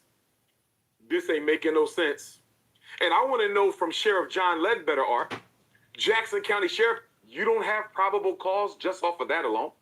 Somebody calls somebody's mom asking if she heard from him while they have their phone and left him stranded on the island? And if you care so much about Nolan, Art, if he cares so much about Nolan, the so-called white best friend, Art, why did you wait till 11 o'clock?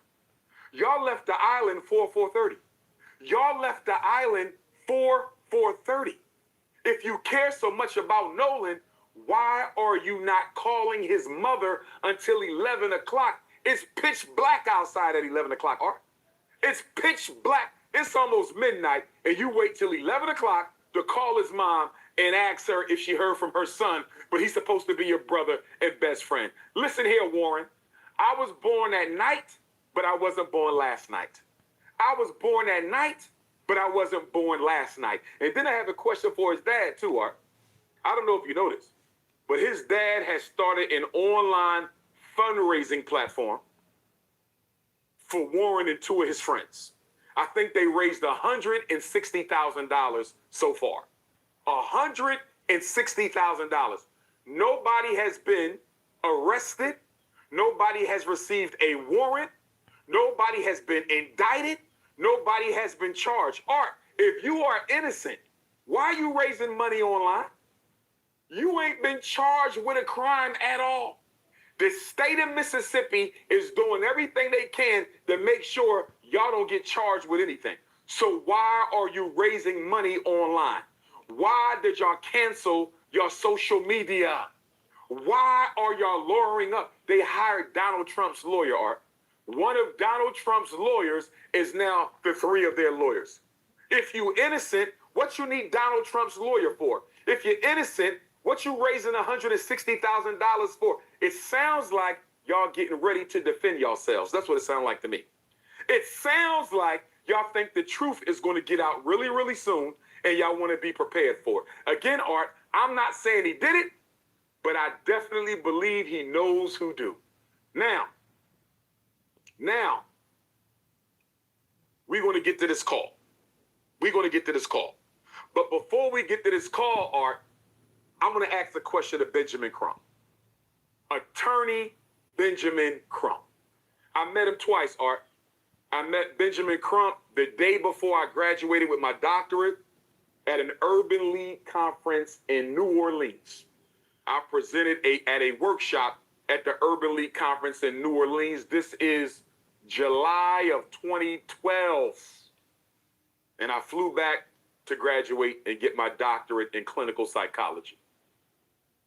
We had lunch. It's a few of us at the table. We had lunch. Okay? This is around the Trayvon era. And then I met Benjamin Crump again at HBCU Delaware State University about 3 or 4 years ago at the Black Farmers Conference that was put on by one of the black professors there. She invited me to keynote the luncheon, and she switched me out at the last minute for Attorney Benjamin Crump. I understand it was a black bourgeoisie event. I'm not a member of the black bourgeoisie. I got switched out. I understand. No harm, no foul. Ben Crump gave a good speech. But here's my question to Benjamin Crump and Al Sharpton. Art. How long are y'all going to wait around before y'all call a spade a spade? How long is Ben Crump and Al Sharpton going to wait around, Art, before they tell the world that they don't think this investigation is being done correctly? How long before Benjamin Crump and Al Sharpton demand that the FBI and Department of Justice take over this investigation? Art, it's been over a month and we know nothing. It's been over a month and we know nothing. Now, let me say this, Art. There's several circumstances through which you can demand the FBI come in and take over an investigation. One of them, Art, if there is a suspicion of public corruption or obstruction of justice. The FBI, the Department of Justice, can come in and take over a case on the suspicion of public corruption or obstruction of justice. So you're going to say, Dr. Umar, what evidence do you have of that? First of all, they declared this an accidental drowning before they did any investigation. That's a cover-up. Not only that, Art, they never treated the boat like a crime scene. They never took a look at the other two boats. We have no information at all on the other two boats. Those 30 white kids should have had their cell phones confiscated, investigated. All their social media should have been investigated. Their homes should have been investigated. They should have all been interrogated. They should have been investigated to see if they or their parents had any connection to any of the white hate groups in the state of Mississippi. None of that was done. They gave the boat back to the owner, Art. They gave the boat back. The boat may have been a crime scene, and they gave it back. Now, according to the Cajun Navy, another question for Ben Crump, Art. According to the Cajun Navy, they offered Ben Crump to put dogs on the boat and let the dogs sniff it out to see if anybody had recently been deceased on that boat or if there had been any blood on that boat. And according to the representative from the Cajun Navy, Ben Crump told him don't do it. So I need Ben Crump, respectfully, I'm not accusing him of nothing, Art, but I need Ben Crump to explain to me why you didn't let them use the dogs to sniff out that boat. Why did you not let them sniff out that boat with them dogs? Did you have your own dogs to sniff out the boat? Because if you didn't, why didn't you let them sniff the boat out with the dogs? The dogs can tell, Art, if somebody had recently lost their life or if blood had been spilled. He said Ben Crump told him no. I need Ben Crump to explain that. I need Sheriff John Ledbetter to explain why the boat wasn't treated as a crime scene, potential crime scene. I need him to explain why all them white kids wasn't arrested and questioned, because if it was black kids and a white kid went missing, Art, they would have all been arrested and questioned. You know that. They would have all been arrested and questioned. And then let's talk about the autopsy, Art. Let's talk about the autopsy.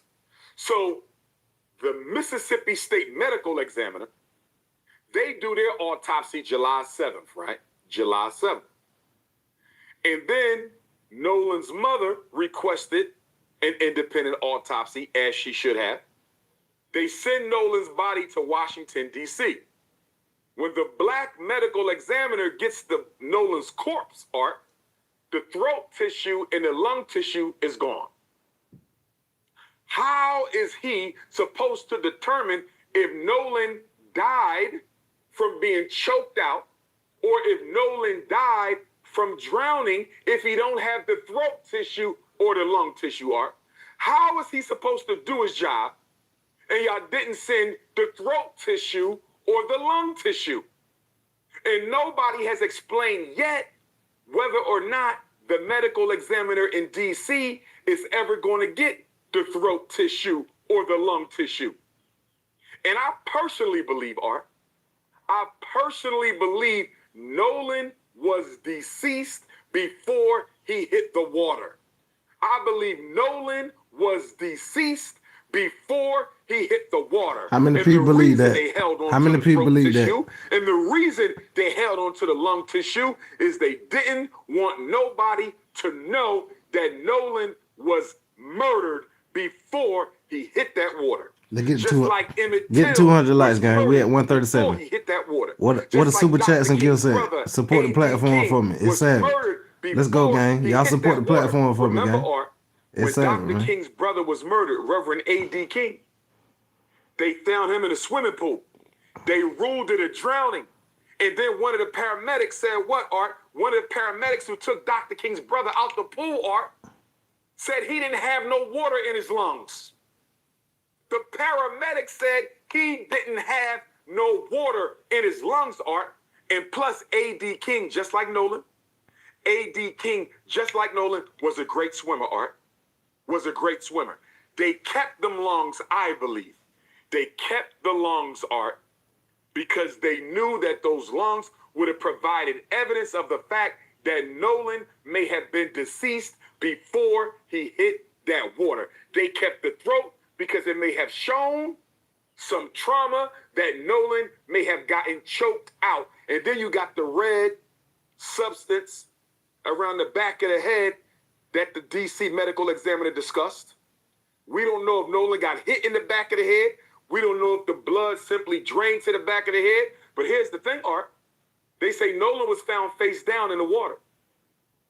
Nolan was found face down in the water, Art. Not only that, Nolan was transported face down to Washington, D.C. So guess what, Art? I have my doubts as to whether or not the red, which is probably blood in the back of the head, the subcutaneous red area, Art, I don't think that has anything to do with the blood draining to the back. You want to know why? Because he was found floating on his face. And he was sent to Washington, D.C. on his face. So the blood couldn't have went backwards, Art. I believe Nolan got hit in the back of the head, and it was that hit that cost him his life. It was that hit that cost him his life. It was that hit that cost him his life. Now, with that being said, Art, I want to go to Sister Tashima and Sister Christine going over to Warren's home, allegedly, to get Nolan's phone. So, Sister Christine reported Nolan missing around 12:22 p.m. on the 4th. Sometime after that, her and Sister Tashima, Javon's mom, used Life 360 Art, and they tracked the phone to Warren's home. I believe it was Warren's home. Don't hold me to that. I believe it was, no, I think it was one over the friend's home, lady friend's home. I think Warren said they were swimming at a lady friend's home. Whoever house it was one of them kids who was out there on White Devil Horns Island. So they tracked the phone to this house, Art. And Sister Tashima said when they opened up the door, the house was dark. You know why the house was dark, Art? Salute the gang getting that bit. Salute my dog Vaughn, man. Salute to everybody in that bit, man. They turned when they saw For real, my dog gang. Outside, Hey, that gang down. That day one down. This is what my I nigga believe. Vaughn, y'all see Nolan's y'all see mother and Javon's boy lit mother up. are outside. Shout out to the gang, How though. did they know where we are? Turn the lights off, because they are not going to leave until we open this door. They turn the lights off, Art, so they can hide. They didn't know that Nolan had Life 360 on that phone. They didn't know that Nolan had Life 360.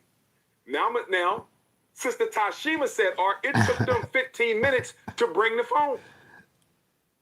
Art, she said it took them 15 minutes. You know why? Because they was deleting his Snapchat accounts. Don't laugh about the dirt trial. The dirt trial is coming up. It took them 15 minutes to Don't bring laugh the about phone that, nigga. because they were deleting Nolan's Snapchat account. And they also needed to make sure they had their story straight in case Sister Christine and Sister Tashima had any more questions, Art. That's what was going on. But let me say this to Sister Christine and Sister Tashima. My beautiful African sisters, don't you ever again in your life go to a home at that time of night by yourself without no men. Brother Elmore should have been with y'all. You are in Mississippi. You don't know who would have been in that house. You don't know what type of racist rednecks could have came out there and attacked you guys, and y'all could have ended up missing just like Nolan. And once again, they would have said they never saw y'all.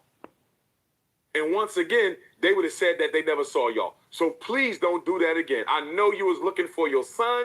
I know you was helping your girlfriend look for her son. But don't y'all ever pull up at no white people's house you don't know after midnight. Don't you do that no more, ladies. Bring a couple alpha males with you. Bring Brother Elmore with you next time. But this is what I wish they would have done, Art. Let me tell you what I wish they would have done. When Sister Tashima and Sister Christine got to that house, Art, I wish they would not have told them they knew the phone was in there. Stay with me, Art. I wish they would have not told them they knew the phone. They should have played it off, Art. They should have said, we want to know if anybody has seen Nolan. We haven't heard from him since he went with y'all to White Devil's Horn Island. And they would have said, we ain't heard from him, Art. And then I would have said, do you know if Nolan had his phone with him? I've been calling my son all day. He's not picking up. Do you know if he had his phone? And if they would have said no, Art, if they would have said, we don't know if he had his phone or not, you know what I would have done? I would have called the police. And I would have told the police, play slow, for real, my Vaughn. son is missing. Side the game, he went man. to White Devil's Horn Island with these white kids in his house. They have his phone. They don't know I know they have his phone. And they just lied to my face and told me that they don't know where the phone is, and the phone is right in there with them. I believe that they are suspects in my son's disappearance, and I want them all arrested. That's what I wish they would have done, Art. I wish they Somebody said Dirt told on Vaughn in the chat. I wish they would have acted like they didn't know if the phone was in there and just asked them if they saw the phone. And once those white kids lied, I would have called the police because they never thought anybody was coming for Nolan's phone and keys. They never thought anyone was coming for Nolan's phone and keys because they didn't know Sister Christine had Life 360 on that phone, Art. They did not know that. And I think it is so disrespectful, Art, so racist, and so bigoted that white people are filing false reports on Sister Christine's nursing license, Art. She now got to go before the nursing board in Mississippi, Art. Nolan's mother, still grieving the death of her son, she got to go and defend her credentials because white folks are mad that she's demanding justice for her son. This sounds just like Mamie Till Mobley, Emmett Till's mother. They did the same thing to Emmett Till, Art. After they assassinated Emmett Till, they harassed his mother. They sent her all type of threatening phone calls, letters, notices. Here we are, Art. 61 years later, they doing the same thing to Nolan Wells' mom. For black people who think white people have changed, for black people who think white people have changed, Art, it's time to wake up and smell the coffee. They are their ancestors, Art. They are their ancestors. They might be worse. They are their ancestors. And since they are their ancestors, we need to be our ancestors. Now, let's talk about the infamous Cito call, Art. So again, Javon sees Nolan at 3:40. The coach sees Nolan between 2:30 and 3:30. Katie sees Nolan between 3 and 4:30. I already told you I believe Nolan was unalive between 3:30 and 4:30. Now, our sister, what was her name?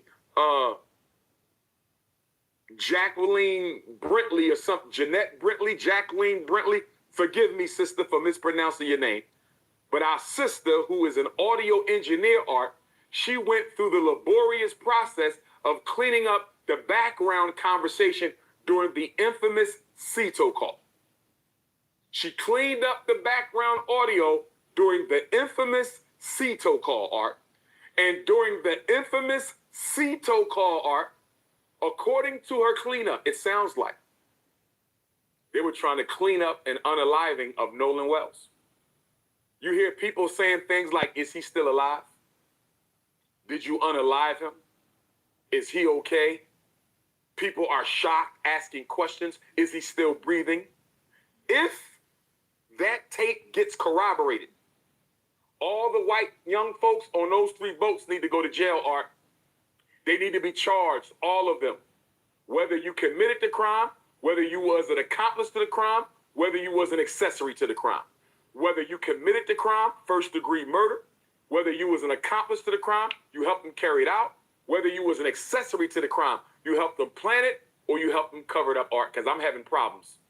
I'm having problems with this investigation. It is too lax. It is too soft. And my question to Ben Crump and Al Sharpton, how long before y'all going to demand that the Federal Department of Justice take over the investigation, Art? As I was saying earlier, you can demand the feds to take over the investigation, Art, if there is concern about public corruption and obstruction of justice. One of the boys' mom or stepmom, and I think it's Warren, allegedly, one of the boys' mothers or stepmothers is a Chancery Court judge. Another one of the children's parents is allegedly tied to the FBI.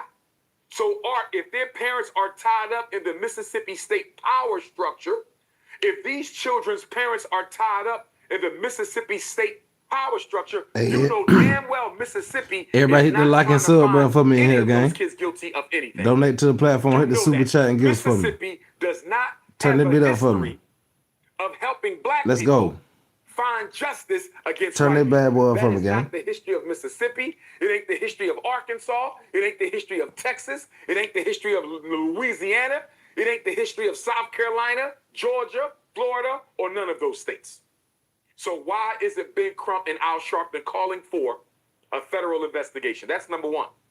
Number two, Art, guess what? Horns Island is federal land. Horns Island is federal land, Art. If Horns Island is federal land, Art, why are we not demanding that the feds do the investigation and not Sheriff Ledbetter? The island is federal land, Art. It's federal land. Why aren't the feds carrying out the investigation? That's the second reason they should be involved. The third reason they should be involved, Art, is there's a strong likelihood that this was a federal hate crime and a lynching. Very strong likelihood that this was Nolan Wells's death is very likely to have been a federal hate crime, and it is very likely to have been a federal lynching, meaning more than one person participated in the racially motivated crime. So I just gave you 3 reasons why the feds should be investigating this case and What's not up, the TB? sheriff's office. Why Salute is Ben TB, Crump man. and Al Sharpton dragging their feet? Benjamin Crump, you need to have a street march. You need to bring all of the black militia groups to Mississippi, and we need to march on Mississippi. Your approach to this investigation is too humble, it is too docile, it is too meek, it is too soft. You are dealing with Mississippi, and you have not activated any street protests. Sister Christine and Brother Nolan are not going to get justice, Art. Sister Christine and Brother Nolan Wells are not going to get justice, Art, if Benjamin Crump doesn't activate a street activism campaign. It is time for Ben Crump and Al Sharpton to activate a street activism campaign. And let me say this. Well, he wanted to start a riot. Al Sharpton He wanted is to about start a have riot. another march on Washington. He wanted to start a riot, gang. For what? He's going to commemorate the Dr. King 1963 March on Washington. He's been doing it almost every year. But Art, it's an empty symbol. Al Sharpton, listen to me, sir. You don't need to march on D.C. We don't need another empty, meaningless, Democratic Party-sponsored march in Washington, D.C. We need you to switch that march, Art. Al Sharpton, if he cares about justice for black Mississippi, if Al Sharpton cares about justice for black Mississippi, Art, he will switch the march from D.C. to Mississippi. Al Sharpton needs to switch the march from Washington, D.C. to Mississippi. And it should be 4 days, Art. It should be 4 days, Art. We should march in Senatobia, Mississippi one day for baby Cohen, who was shot and murdered by the police in the Walmart parking lot. We got to march for baby Cohen, who was shot by the police in Senatobia.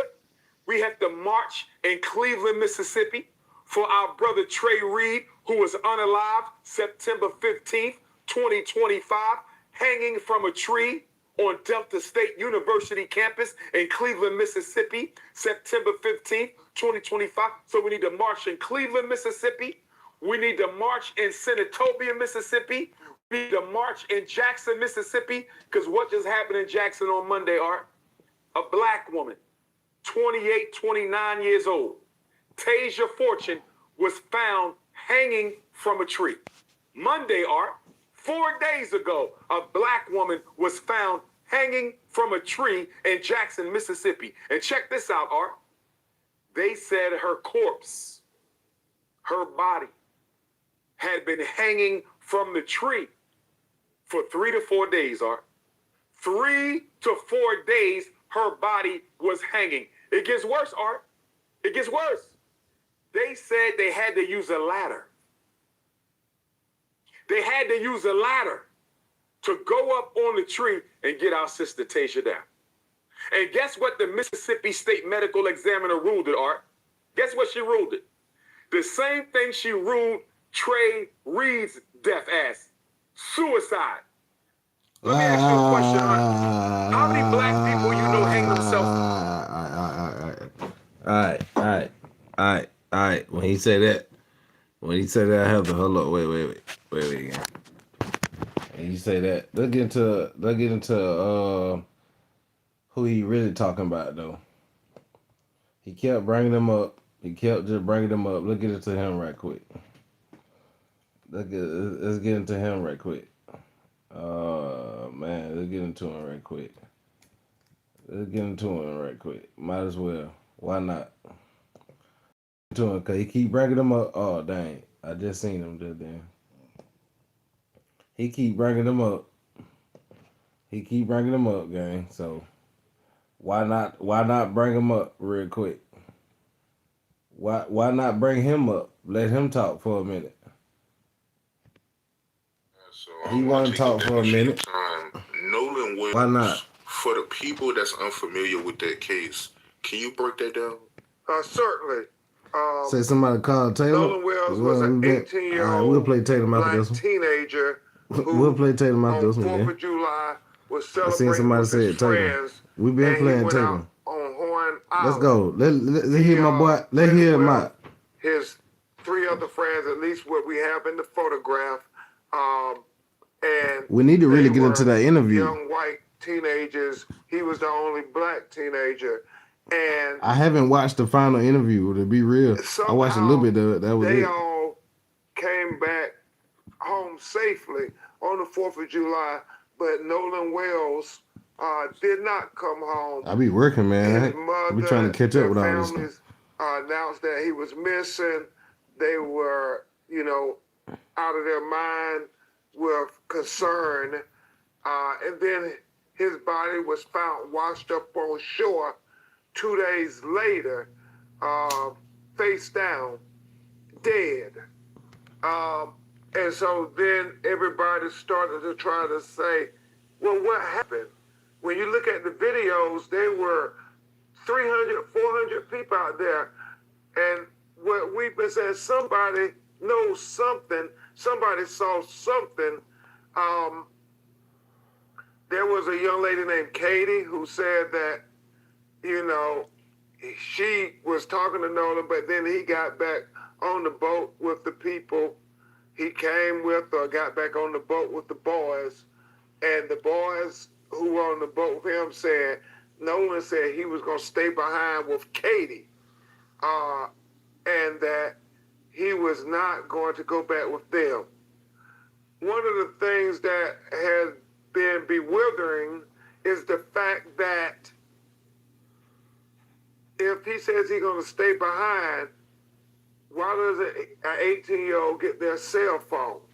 If they're not going to go with the boat, why would they leave it with them? His mother, called his phone 3 times, got no answer after they started getting concerned. And it was when they did the Life 360, trying to say, find my phone, is when she found out that the phone was with the friend. Somebody outlined to my alien hands. Her friend You went got to line get for the that. phone, and when they got the phone back, they discovered that there were a lot of Snapchat messages that were deleted. They also found that there were some texts deleted.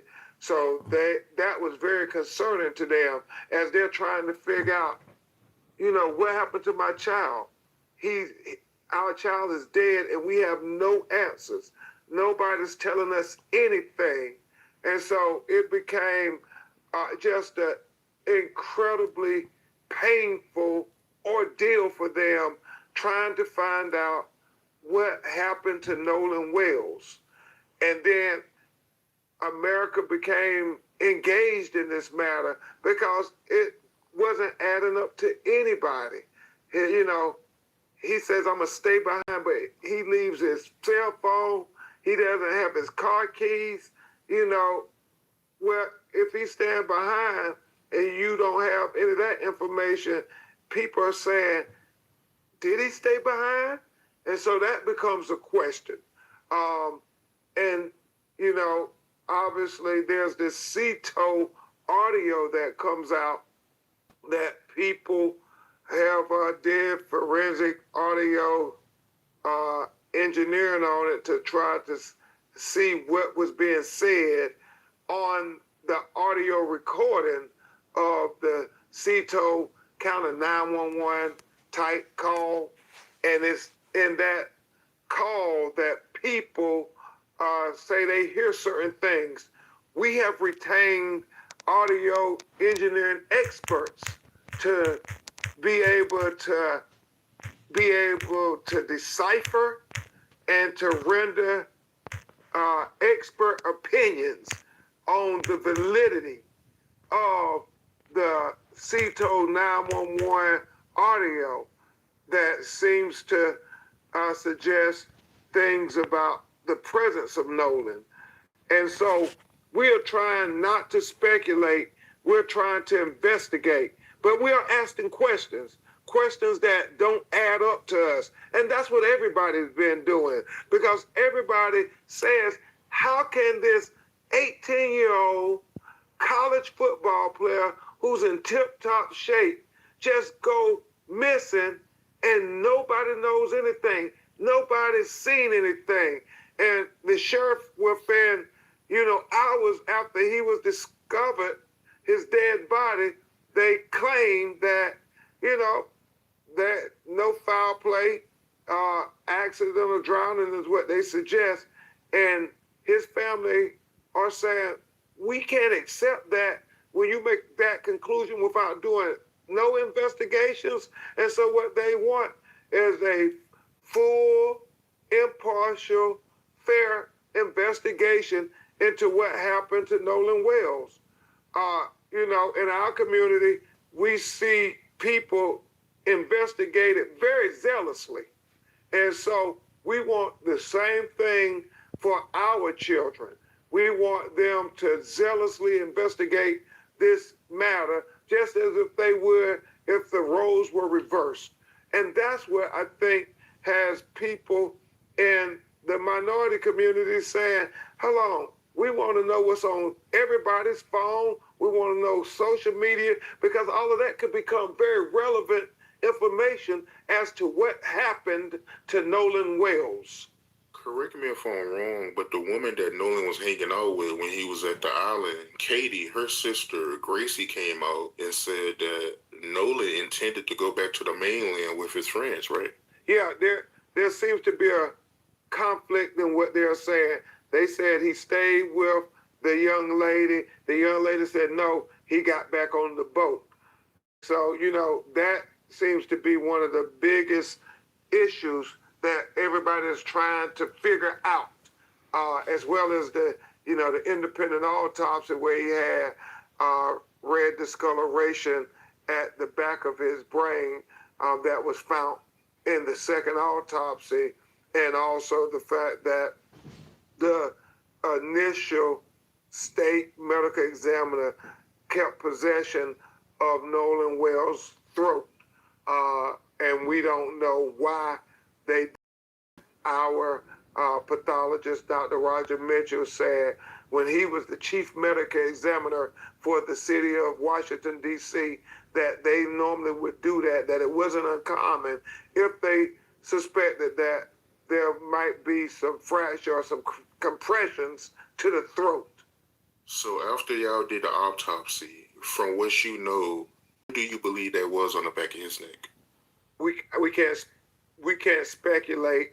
We know that we think Dr. Roger Mitchell should have the benefit of looking at all the autopsy notes and observations and photographs from the first autopsy, and then have, the state medical examiner be able to look at all of his notes from the second autopsy and try to work together to figure out what conclusions that they can draw from the autopsies, both of them. And then also waiting for toxicology. That becomes a factor in finding out the manner and cause of death. But Dr. Mitchell said, and this is a very, very important, he said, if it's a drowning, then that still doesn't answer the whole question of what happened to Nolan Wells, because he said then there are questions about, was Nolan Wells' condition of his body conscious or unconscious when he went into the water? Furthermore, he said, did he go into the water unforced or forced? He said all those things become factors. Makes a lot of sense. And I know his friend Warren Hudson, he came out with an interview where he made a statement about how Nolan, he was drinking liquor on the boat. You heard about that? Well, we don't know. We want the toxicology to come. We know when you hear the CTO audio call, it appears that there was some intoxication. But again, toxicology can tell us that. And people's firsthand eyewitness testimony can tell us that.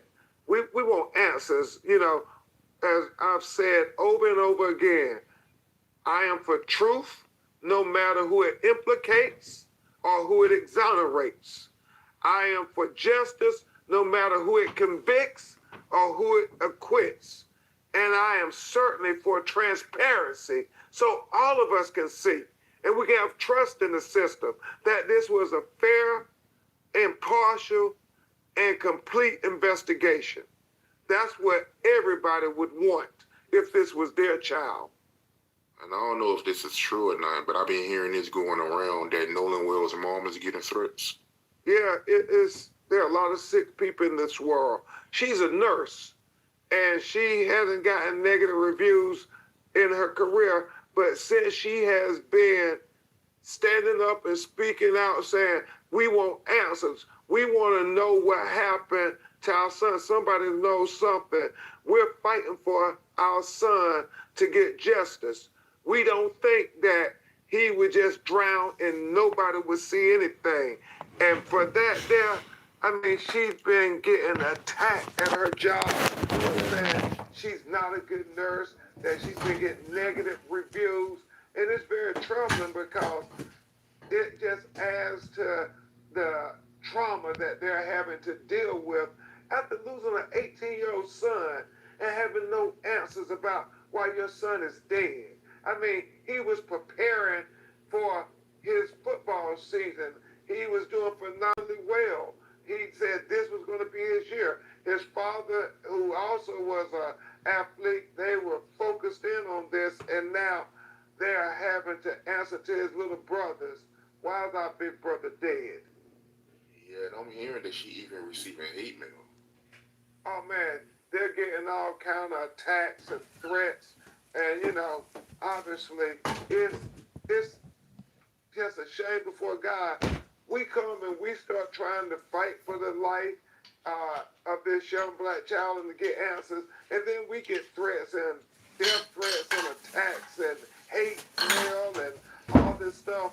But you know, we're used to it because this is what we do. We're civil rights lawyers, and we know that civil rights leaders have always been attacked. Whether it was my personal hero, Thurgood Marshall, his life was always under threat. When he was just trying to find out how did black people end up hung in trees, castrated with their eyes bulged out. But they would blame us as being race baiters when we're saying, hold on, we want answers because if this was your loved one, if this was your family, wouldn't you want answers too? I mean, but we're made to be the people who are the bad people, and that is fine because they did it to, you know, Thurgood Marshall, they did it to Martin Luther King, they did it to Medgar Evers, they did it to Fannie Lou Hamer, they did it to, you know, Ida B. Wells, who documented that the state of Mississippi is the state that had the most lynchings in the history of America. And all of them were attacked for just trying to shed light, to speak truth to power, to try to say we have rights as Americans to the Constitution and to vote and to have the right to life and not to be wrongfully convicted. But all of those people I named my heroes were condemned by the state of Mississippi while they were fighting for equal rights. And so, you know, if people are going to condemn us, then I guess we're in good company with Thurgood Marshall and Martin Luther King and Medgar Evers and Fannie Lou Hamer and the great Ida B. Wells. I'm okay being in that company.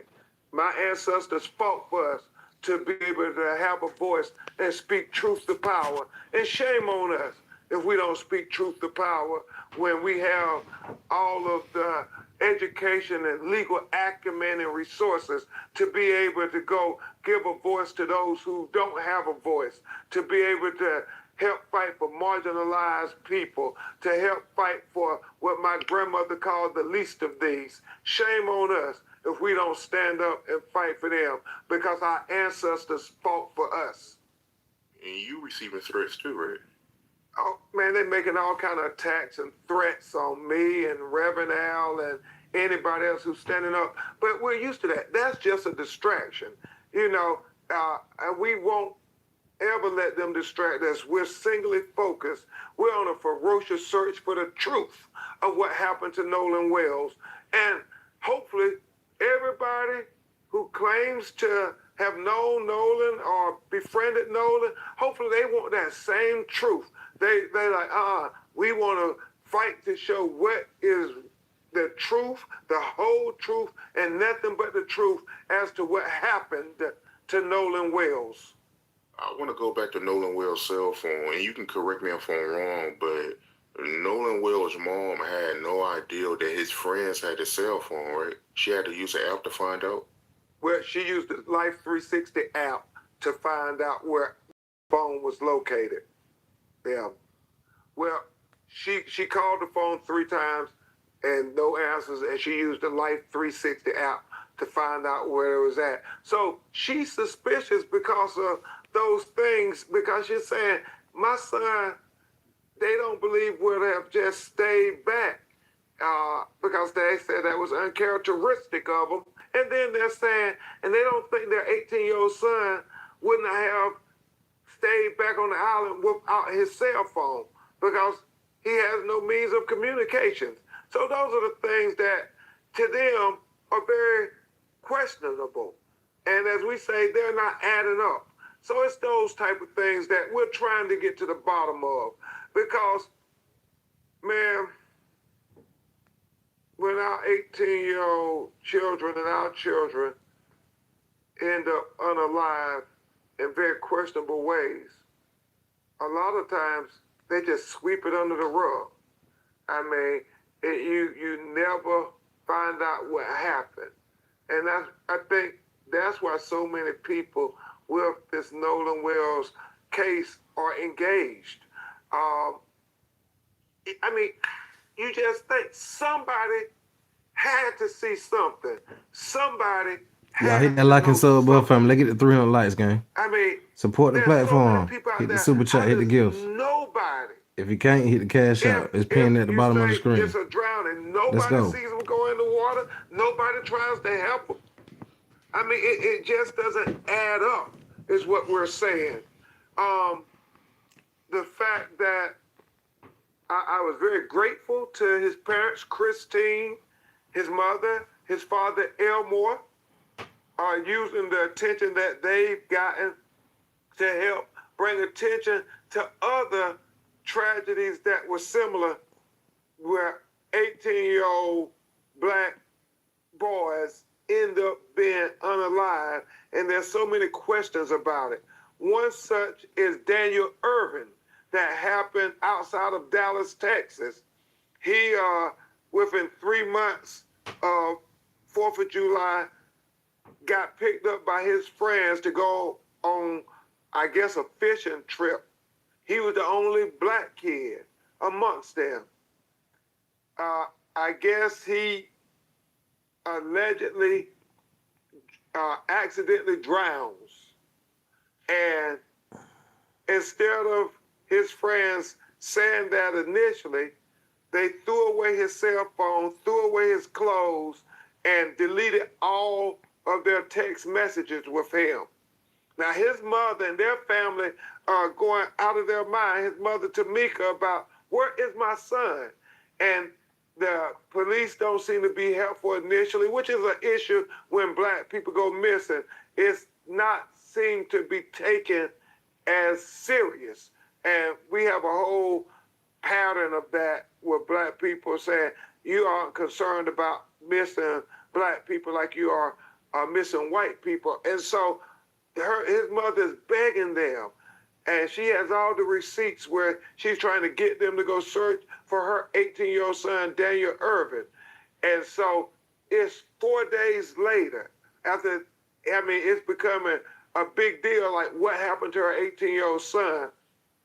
that one of the boys and his parents come forward and they say, you know, we panicked, he drowned, he jumped into the water and he drowned, and we panicked. So we threw away his cell phone, threw away his clothes, and deleted the text messages. We lied about it, and that kind of thing. Now we're telling the truth.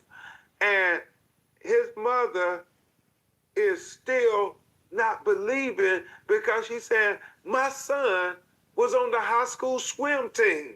My son was really good in water. So how are you telling us that he drowned?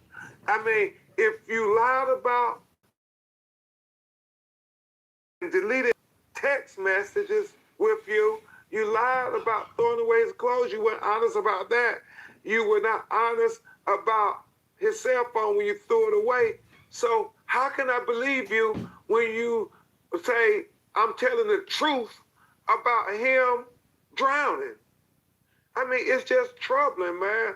And so she's saying, no, she wants a grand jury. She wants people to look into this because she is not accepting that her 18-year-old son, Daniel Irvin, died from an accident drowning. She wants these two individuals to be zealously investigated. It took 3 months for them to even be charged with the tampering with evidence.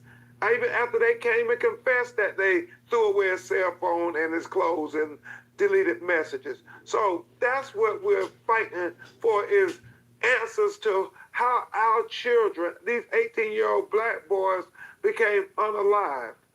And then the third one is even more mind-boggling. I mean, just mind-boggling.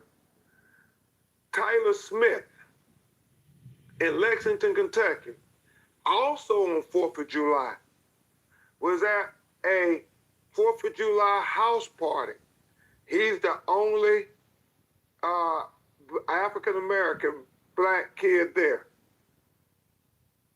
He somehow is shot in his head, dead. 911 is called. The police come, and they say he accidentally shot himself because we were playing Russian roulette. And the police take their word for it. They don't do a gunshot residue on his hands.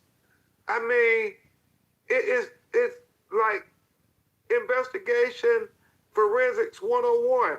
If you're claiming a person shot themselves or committed suicide, you do the gunshot residue test on the hand to see if they got gunshot residue on their hands.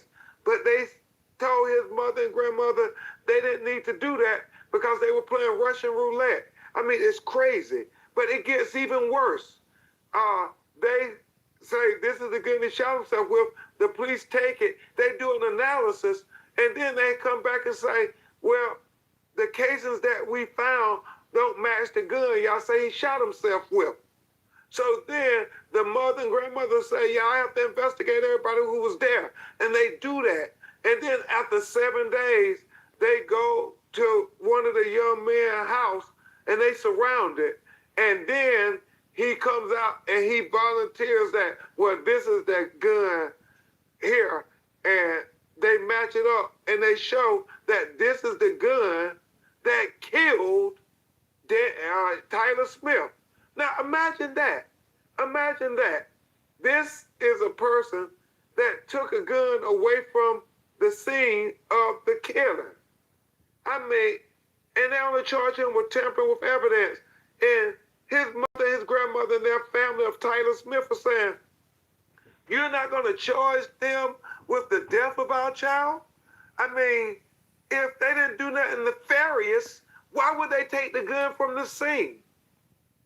And so it's those things that we are fighting to get answers for, to say, no, we want a full and fair and transparent investigation for Nolan Wells, for Daniel Irvin, and for Tyler Smith. If it was your child, wouldn't you want the same? So many conflicting stories, so many red flags. Based on what I'm hearing and what's being recorded, it sounds like it can be foul play. Yeah, and that's what the families are saying. We want to know if foul play was involved in our children being unalived. That's what Nolan Wells' family is asking because it's not adding up to them. And that's, the family of Nolan Wells is asking and trying to dot every I and cross every T to see if there was foul play involved in their son being unalived. And that's all they're asking. And then Daniel Irvin's mother, she is saying, is there foul play involved in my 18-year-old child, Daniel Irvin, being unalive? And then with Taylor Smith, his family is asking, is there foul play involved in my 18-year-old son being unalive? 3 black families, 3 black 18-year-old boys, all unalive, and a search for the truth in all of them. Nolan Wells' friend Warren Hudson, his dad came out with a $50K reward for anybody that got information on Nolan Wells. You heard about that? Yes. Yes. Reverend Al Sharpton, Mr. Tyler Perry, Mr. Tara Owens, and now this person have all put up rewards for anybody who has information or answers about what happened to Nolan Wells. And so I say, good. If anybody else want to help us get to the truth of what happened to Nolan Wells, we welcome it.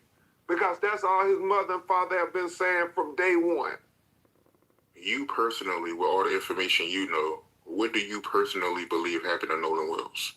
Well, we don't want to speculate because we're representing the family when we want to investigate everything. But I will tell you, we got investigations going in every aspect of the case. Investigators are talking to people who call into the tip line. We have, audio engineering experts listening to the CETO 911 audio tape. We also have oceanography experts looking at the facts of what has been put forth that Crump, he asked you what the hell happened to Nolan Wells. God dang now. He asked you what happened to Nolan Wells. God dang, gang. he was found primarily in the same place where he was apparently at. And so we're looking at the oceanography of the high tides and the low tides because, they move bodies back and forth. So, why wasn't his body discovered on Saturday or the next day then? Why would it take 2 days? We're asking every question, trying to answer every question because we want to get to the truth. And hopefully that's what other people should be doing versus trying to attack. Let's go find the answers.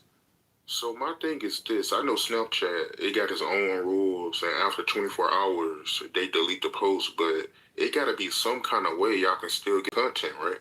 Well, that's a great question. What we did, we opened up an estate for Nolan Wells where his mother is over their estate, and we issued subpoenas to, all of Meta, Snapchat, all the phone services, because we want that evidence to be preserved. Because what people were texting from July 3rd to, July 7th, July 8th becomes very relevant to, everything.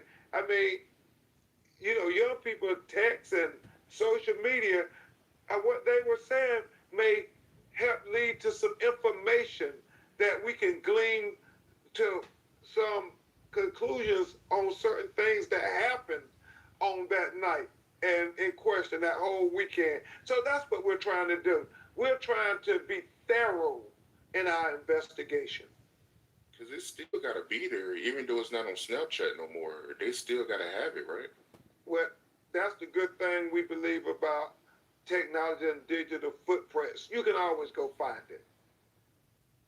And so we are on a ferocious search for the truth. We're trying to dot every I, We're trying to cross every T. We're trying to look under every rock because we want to know what happened to Nolan Wells. There were 300, 400 people out there on Horn Island that 4th of July. Somebody knows something. Somebody saw something. We want to know. With all the people that was there, someone seeing something. It doesn't make logical sense at all about what happened out there and nobody sees it. I mean, it defies logic in many ways. You say, hold on, people, out here they got videos, they got pictures, they got eyewitnesses to be able to testify to what they saw. And so that's what we want. And so we've gotten a lot of people to, call into the tip line saying what they saw and offer videos and offer photographs. So we're putting this together. I do believe we're going to find out what happened to Nolan Wells because too many people were out there. Somebody had to see something.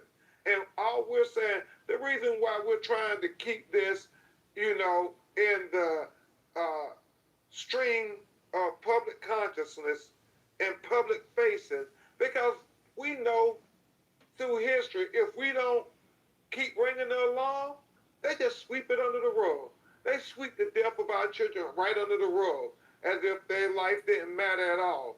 But our children's life matters. Nolan Wells' life mattered.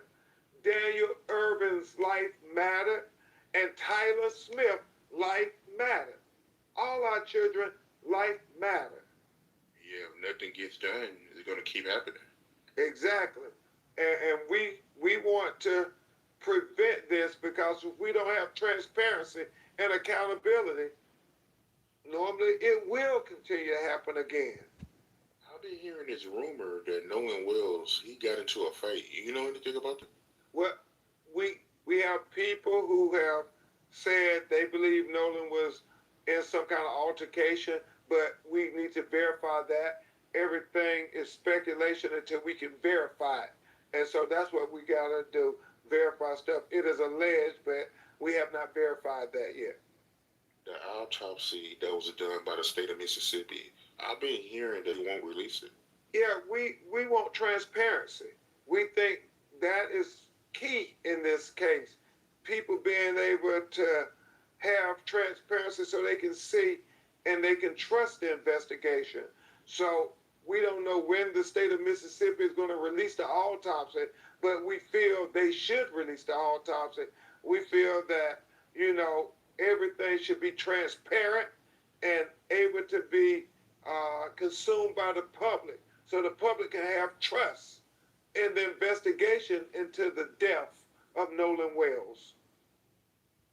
We released our autopsy because we're trying to be transparent. We want to be very clear. We believe in transparency, so we asking them to be transparent as well. You were speaking about it earlier, about how you was getting backlash. What's the issue? Like, why is you getting backlash? Well, it's like they want us to be well-behaved victims. And I refuse to be a well-behaved victim. If our children are dying, you want us to just stay silent? What was it? The governor or somebody said, y'all just leave Mississippi and let us do our work. Well, how has that worked out for black people throughout history? So, they can say what they want to say. Like I said, they've attacked all of my heroes. And so if they're attacking me, I feel like I'm in good company. So what's the next step in the Nolan Wells case? What can we look forward to? Well, everybody's waiting for the state of Mississippi to release their autopsy, and the matter, as the district attorney has said, is going to be presented before a grand jury. We don't know when that is going to happen. We don't know when they're going to conclude their investigation, but what we know is we're going to stay focused and vigilant, and we're not going to be distracted because we're on a journey and we're leading a ferocious search for the truth of what happened to Nolan Xavier Wells. If it's somebody out there that knows what happened to Nolan Wells, what do you personally want to tell them? Yeah. As Nolan's mother and father said, if you're out there and you were Nolan's friend, they said, do what Nolan would do for you had the roles been reversed. They said, Nolan would have spoke up about what he saw, what he knew. If you care anything about Nolan, they said, please come forward and tell what you know. Everybody out there who has been supporting this family, everybody on social media who have been standing to get to the truth of what happened to Nolan Wells. Thank you. Thank you all. We together can figure this out. As I've often said, we're all co-counsels in this, trying to find out the truth of what happened to Nolan Wells. Ben Crump, great interview, very insightful. Words can explain how much I appreciate you for coming through. I know you're a real busy guy. So, hey, man, we got to bring you back, man, so you can keep us updated on this case, man. But thank you, man. Thank you for coming through. Hey, thank you, champ. Thank you for having the art of dialogue. We need to continue to do it even more.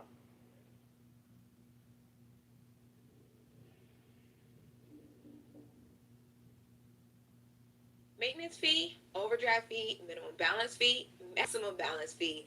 Banking fees are just a part of modern life. Or are they? They're not at Ally Bank. At Ally Bank, there are no tricks, no hidden fine print, or jumping through hoops for better rates. They just want to help you save automatically while you spend. With spending accounts with no fees and savings tools with great rates, no tricks, no hidden fees, banking built for life today. Learn more at ally.com. Ally Bank, member FDIC. Breaking news tonight in the Nolan Wells investigation. Enhanced distress call audio bombshell. Good evening. I'm Nancy Grace. This is Crime Stories. I want to thank you for being with us. Wait. My bad, y'all. We done got on top of it. Oh, the other video, no, it was over with for the other video, ain't it? My fault, gang. That was my fault. Yeah, we don't even wanna. We already done played the other one. Let's play this one right here. Let's play this one right here. Let's go. Let's turn up.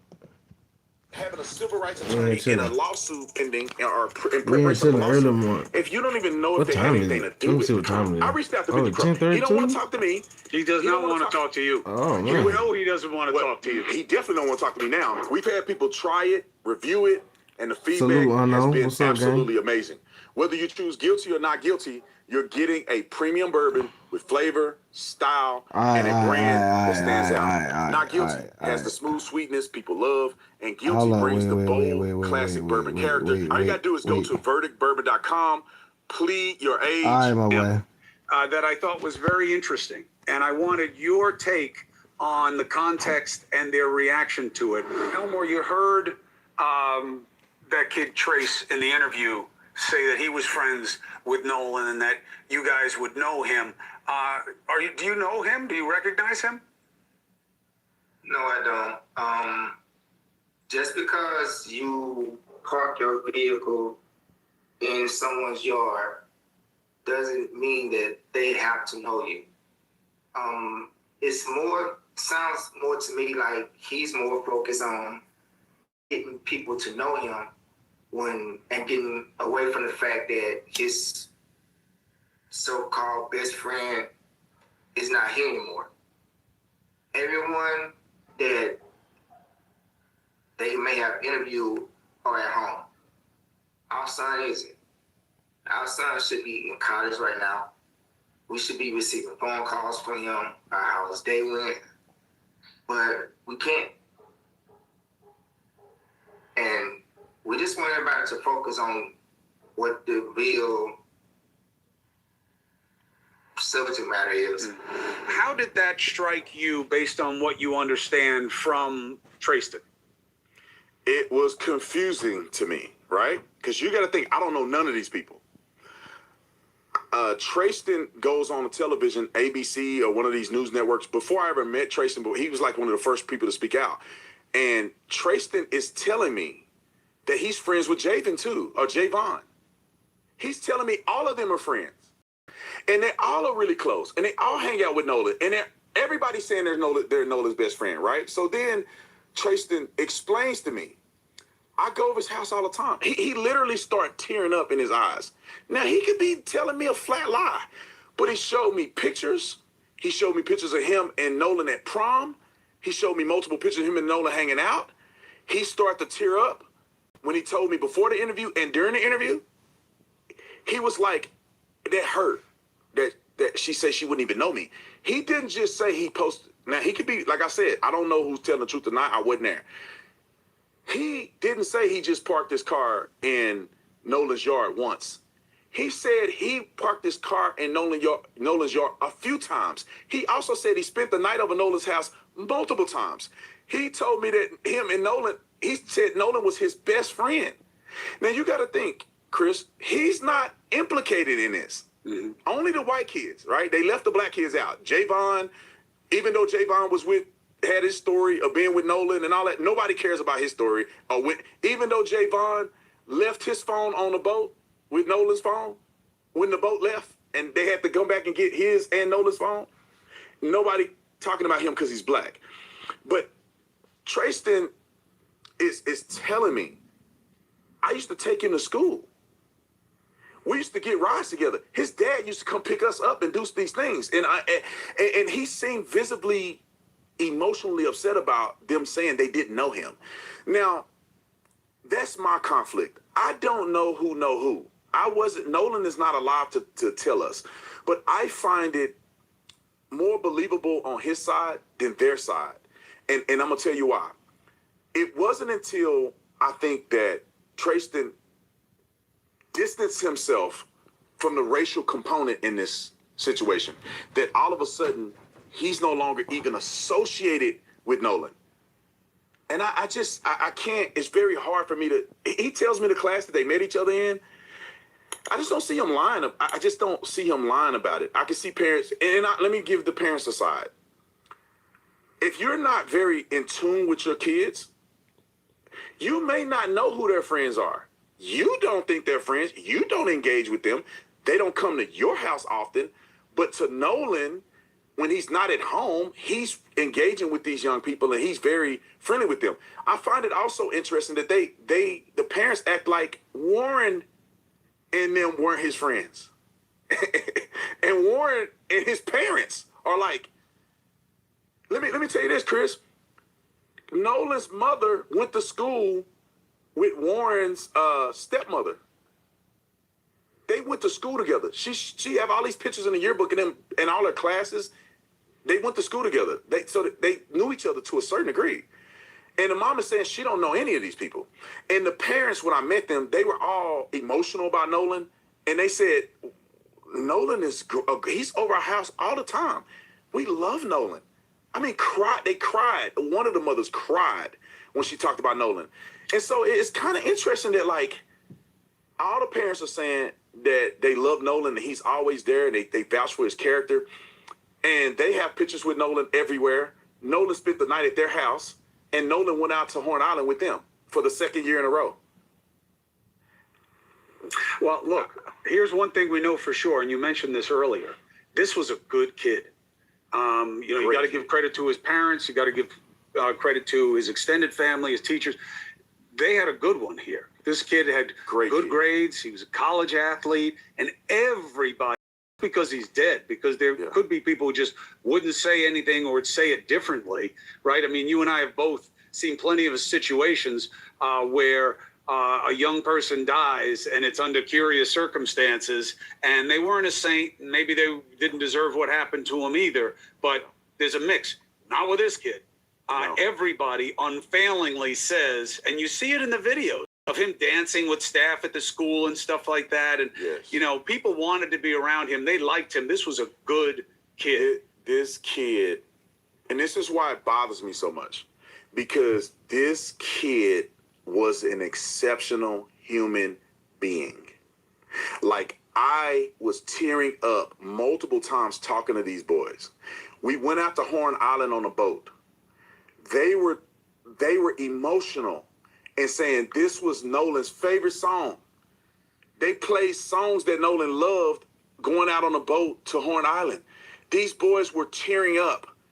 They loved him. His parents, the boys that I'm talking about, I never met Nolan's parents. His parents cannot say enough about Nolan. They loved him. They said he was like a son to them.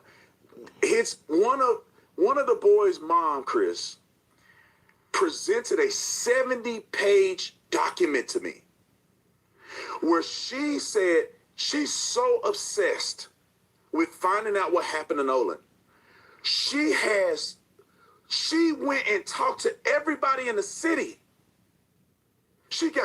I talked to this person on this date, and this is what they said. This person wasn't involved. This person did this timeline here, this, 70 pages.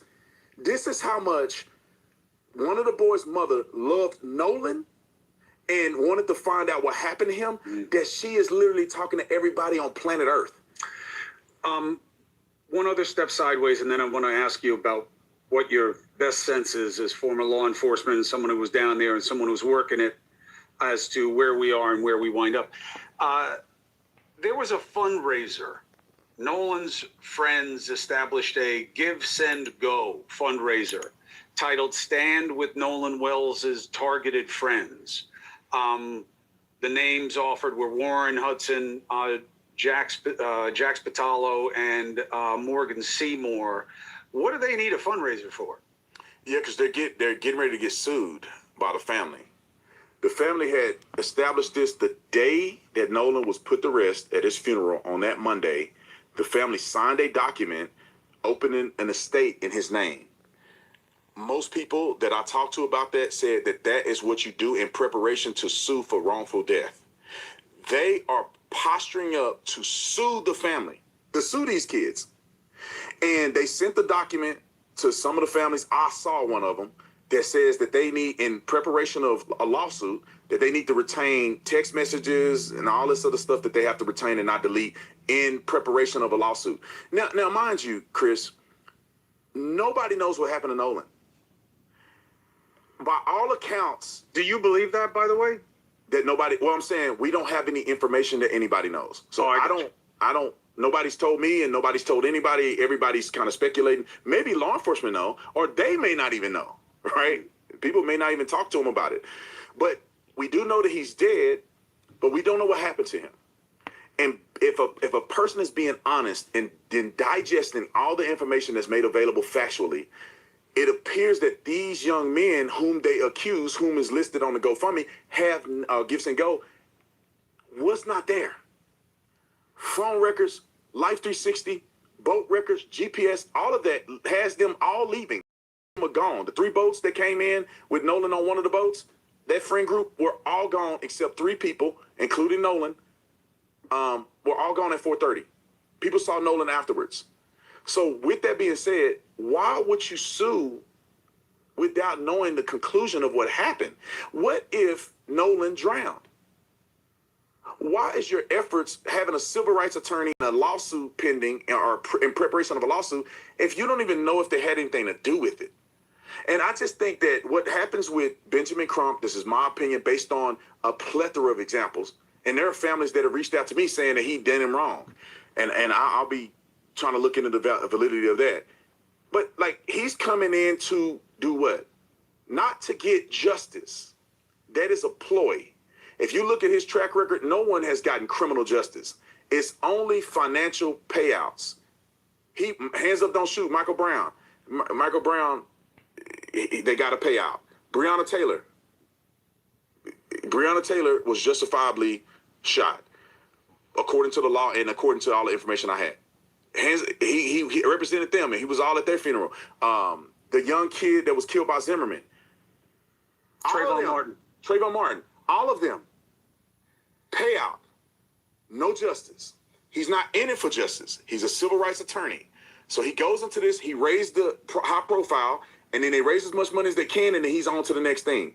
I do not think he cares whatsoever about real justice. He shouldn't have never released that autopsy. He could have gave it to the family. He could have had them explain to the family so they know. But you go and release to the public is negligence. And there's a defense attorney saying because he released it, there's no way that nobody's going to prosecute anybody. You have an autopsy that said it's undetermined, and the defense attorney explained all this stuff in an interview that I saw, and I was like, that very well could be true. So regardless of that, I don't think that he is in it for the right reasons. And then he jumps over to Corey Ruiz, who was shot by police in Madison, that had an insane criminal record, that allegedly stabbed one of the officers when he was shot. Why is he jumping from there to here? You have the other young man he's supposed to be representing. None of them he's going to get criminal justice for. He's just going for the money, in my opinion. Well, look, and you're entitled to your opinion. What would be the defense of Ben Crump? That he gets exposure, gets attention, make sure that it's taken seriously, make sure that people are aware. And the only remedies are civil on his side. He's on the civil side. Right. No, that's what I'm saying. Like, he's not necessary. Like, for instance, like if you go back and look at this case, why would he be necessary in this case? When you have, let me explain this, Chris. This is what we have here. And this is why I think he's looking at money and he's exploiting the pain of some of these families in order to get money, in my opinion. But this is what we have here. You have a young man who's loved by everybody that dies. You have the family of the boys that saw him last reaching out to his parents saying, let's talk. We want to talk to you. The lawyers reaching out saying, Benjamin Crump, let's talk. I reached out to Benjamin Crump before I ever heard from these kids. I reached out to Benjamin Crump. He don't want to talk to me. He does not want to talk to you. You know he doesn't want to talk to you. He definitely don't want to talk to me now. But I will talk to him. If he wants to come on my show, I don't want to talk to you. You trash him all the time. He's not going to talk to you. And they trashed me. They said I'm not worthy of getting a platform, which is fine because I stand by what I say and we can have a conversation. Just say if we were on your show and he was on here, I'd say I'll agree to come on with him being on the show. He wouldn't. But anyway, but they don't go and talk to Warren's family. They don't go and get information. They don't go and ask that you delete the phone. They don't go and do any of the due diligence to find out what happened from the side that were cooperating with them in the beginning. Immediately, they go to a civil rights attorney. He immediately shut down communication with anybody on the other side. None of this had to be the case, Chris. Like, Trayston wanted to talk to the family. Trayston would have told them. That was me in the video arguing. That was not Nolan. Nolan's coach came out and said, I knew it wasn't Nolan immediately because I heard his voice and I know Nolan's voice. That wasn't his voice. Why would the parents and Benjamin Crump push that out to the media?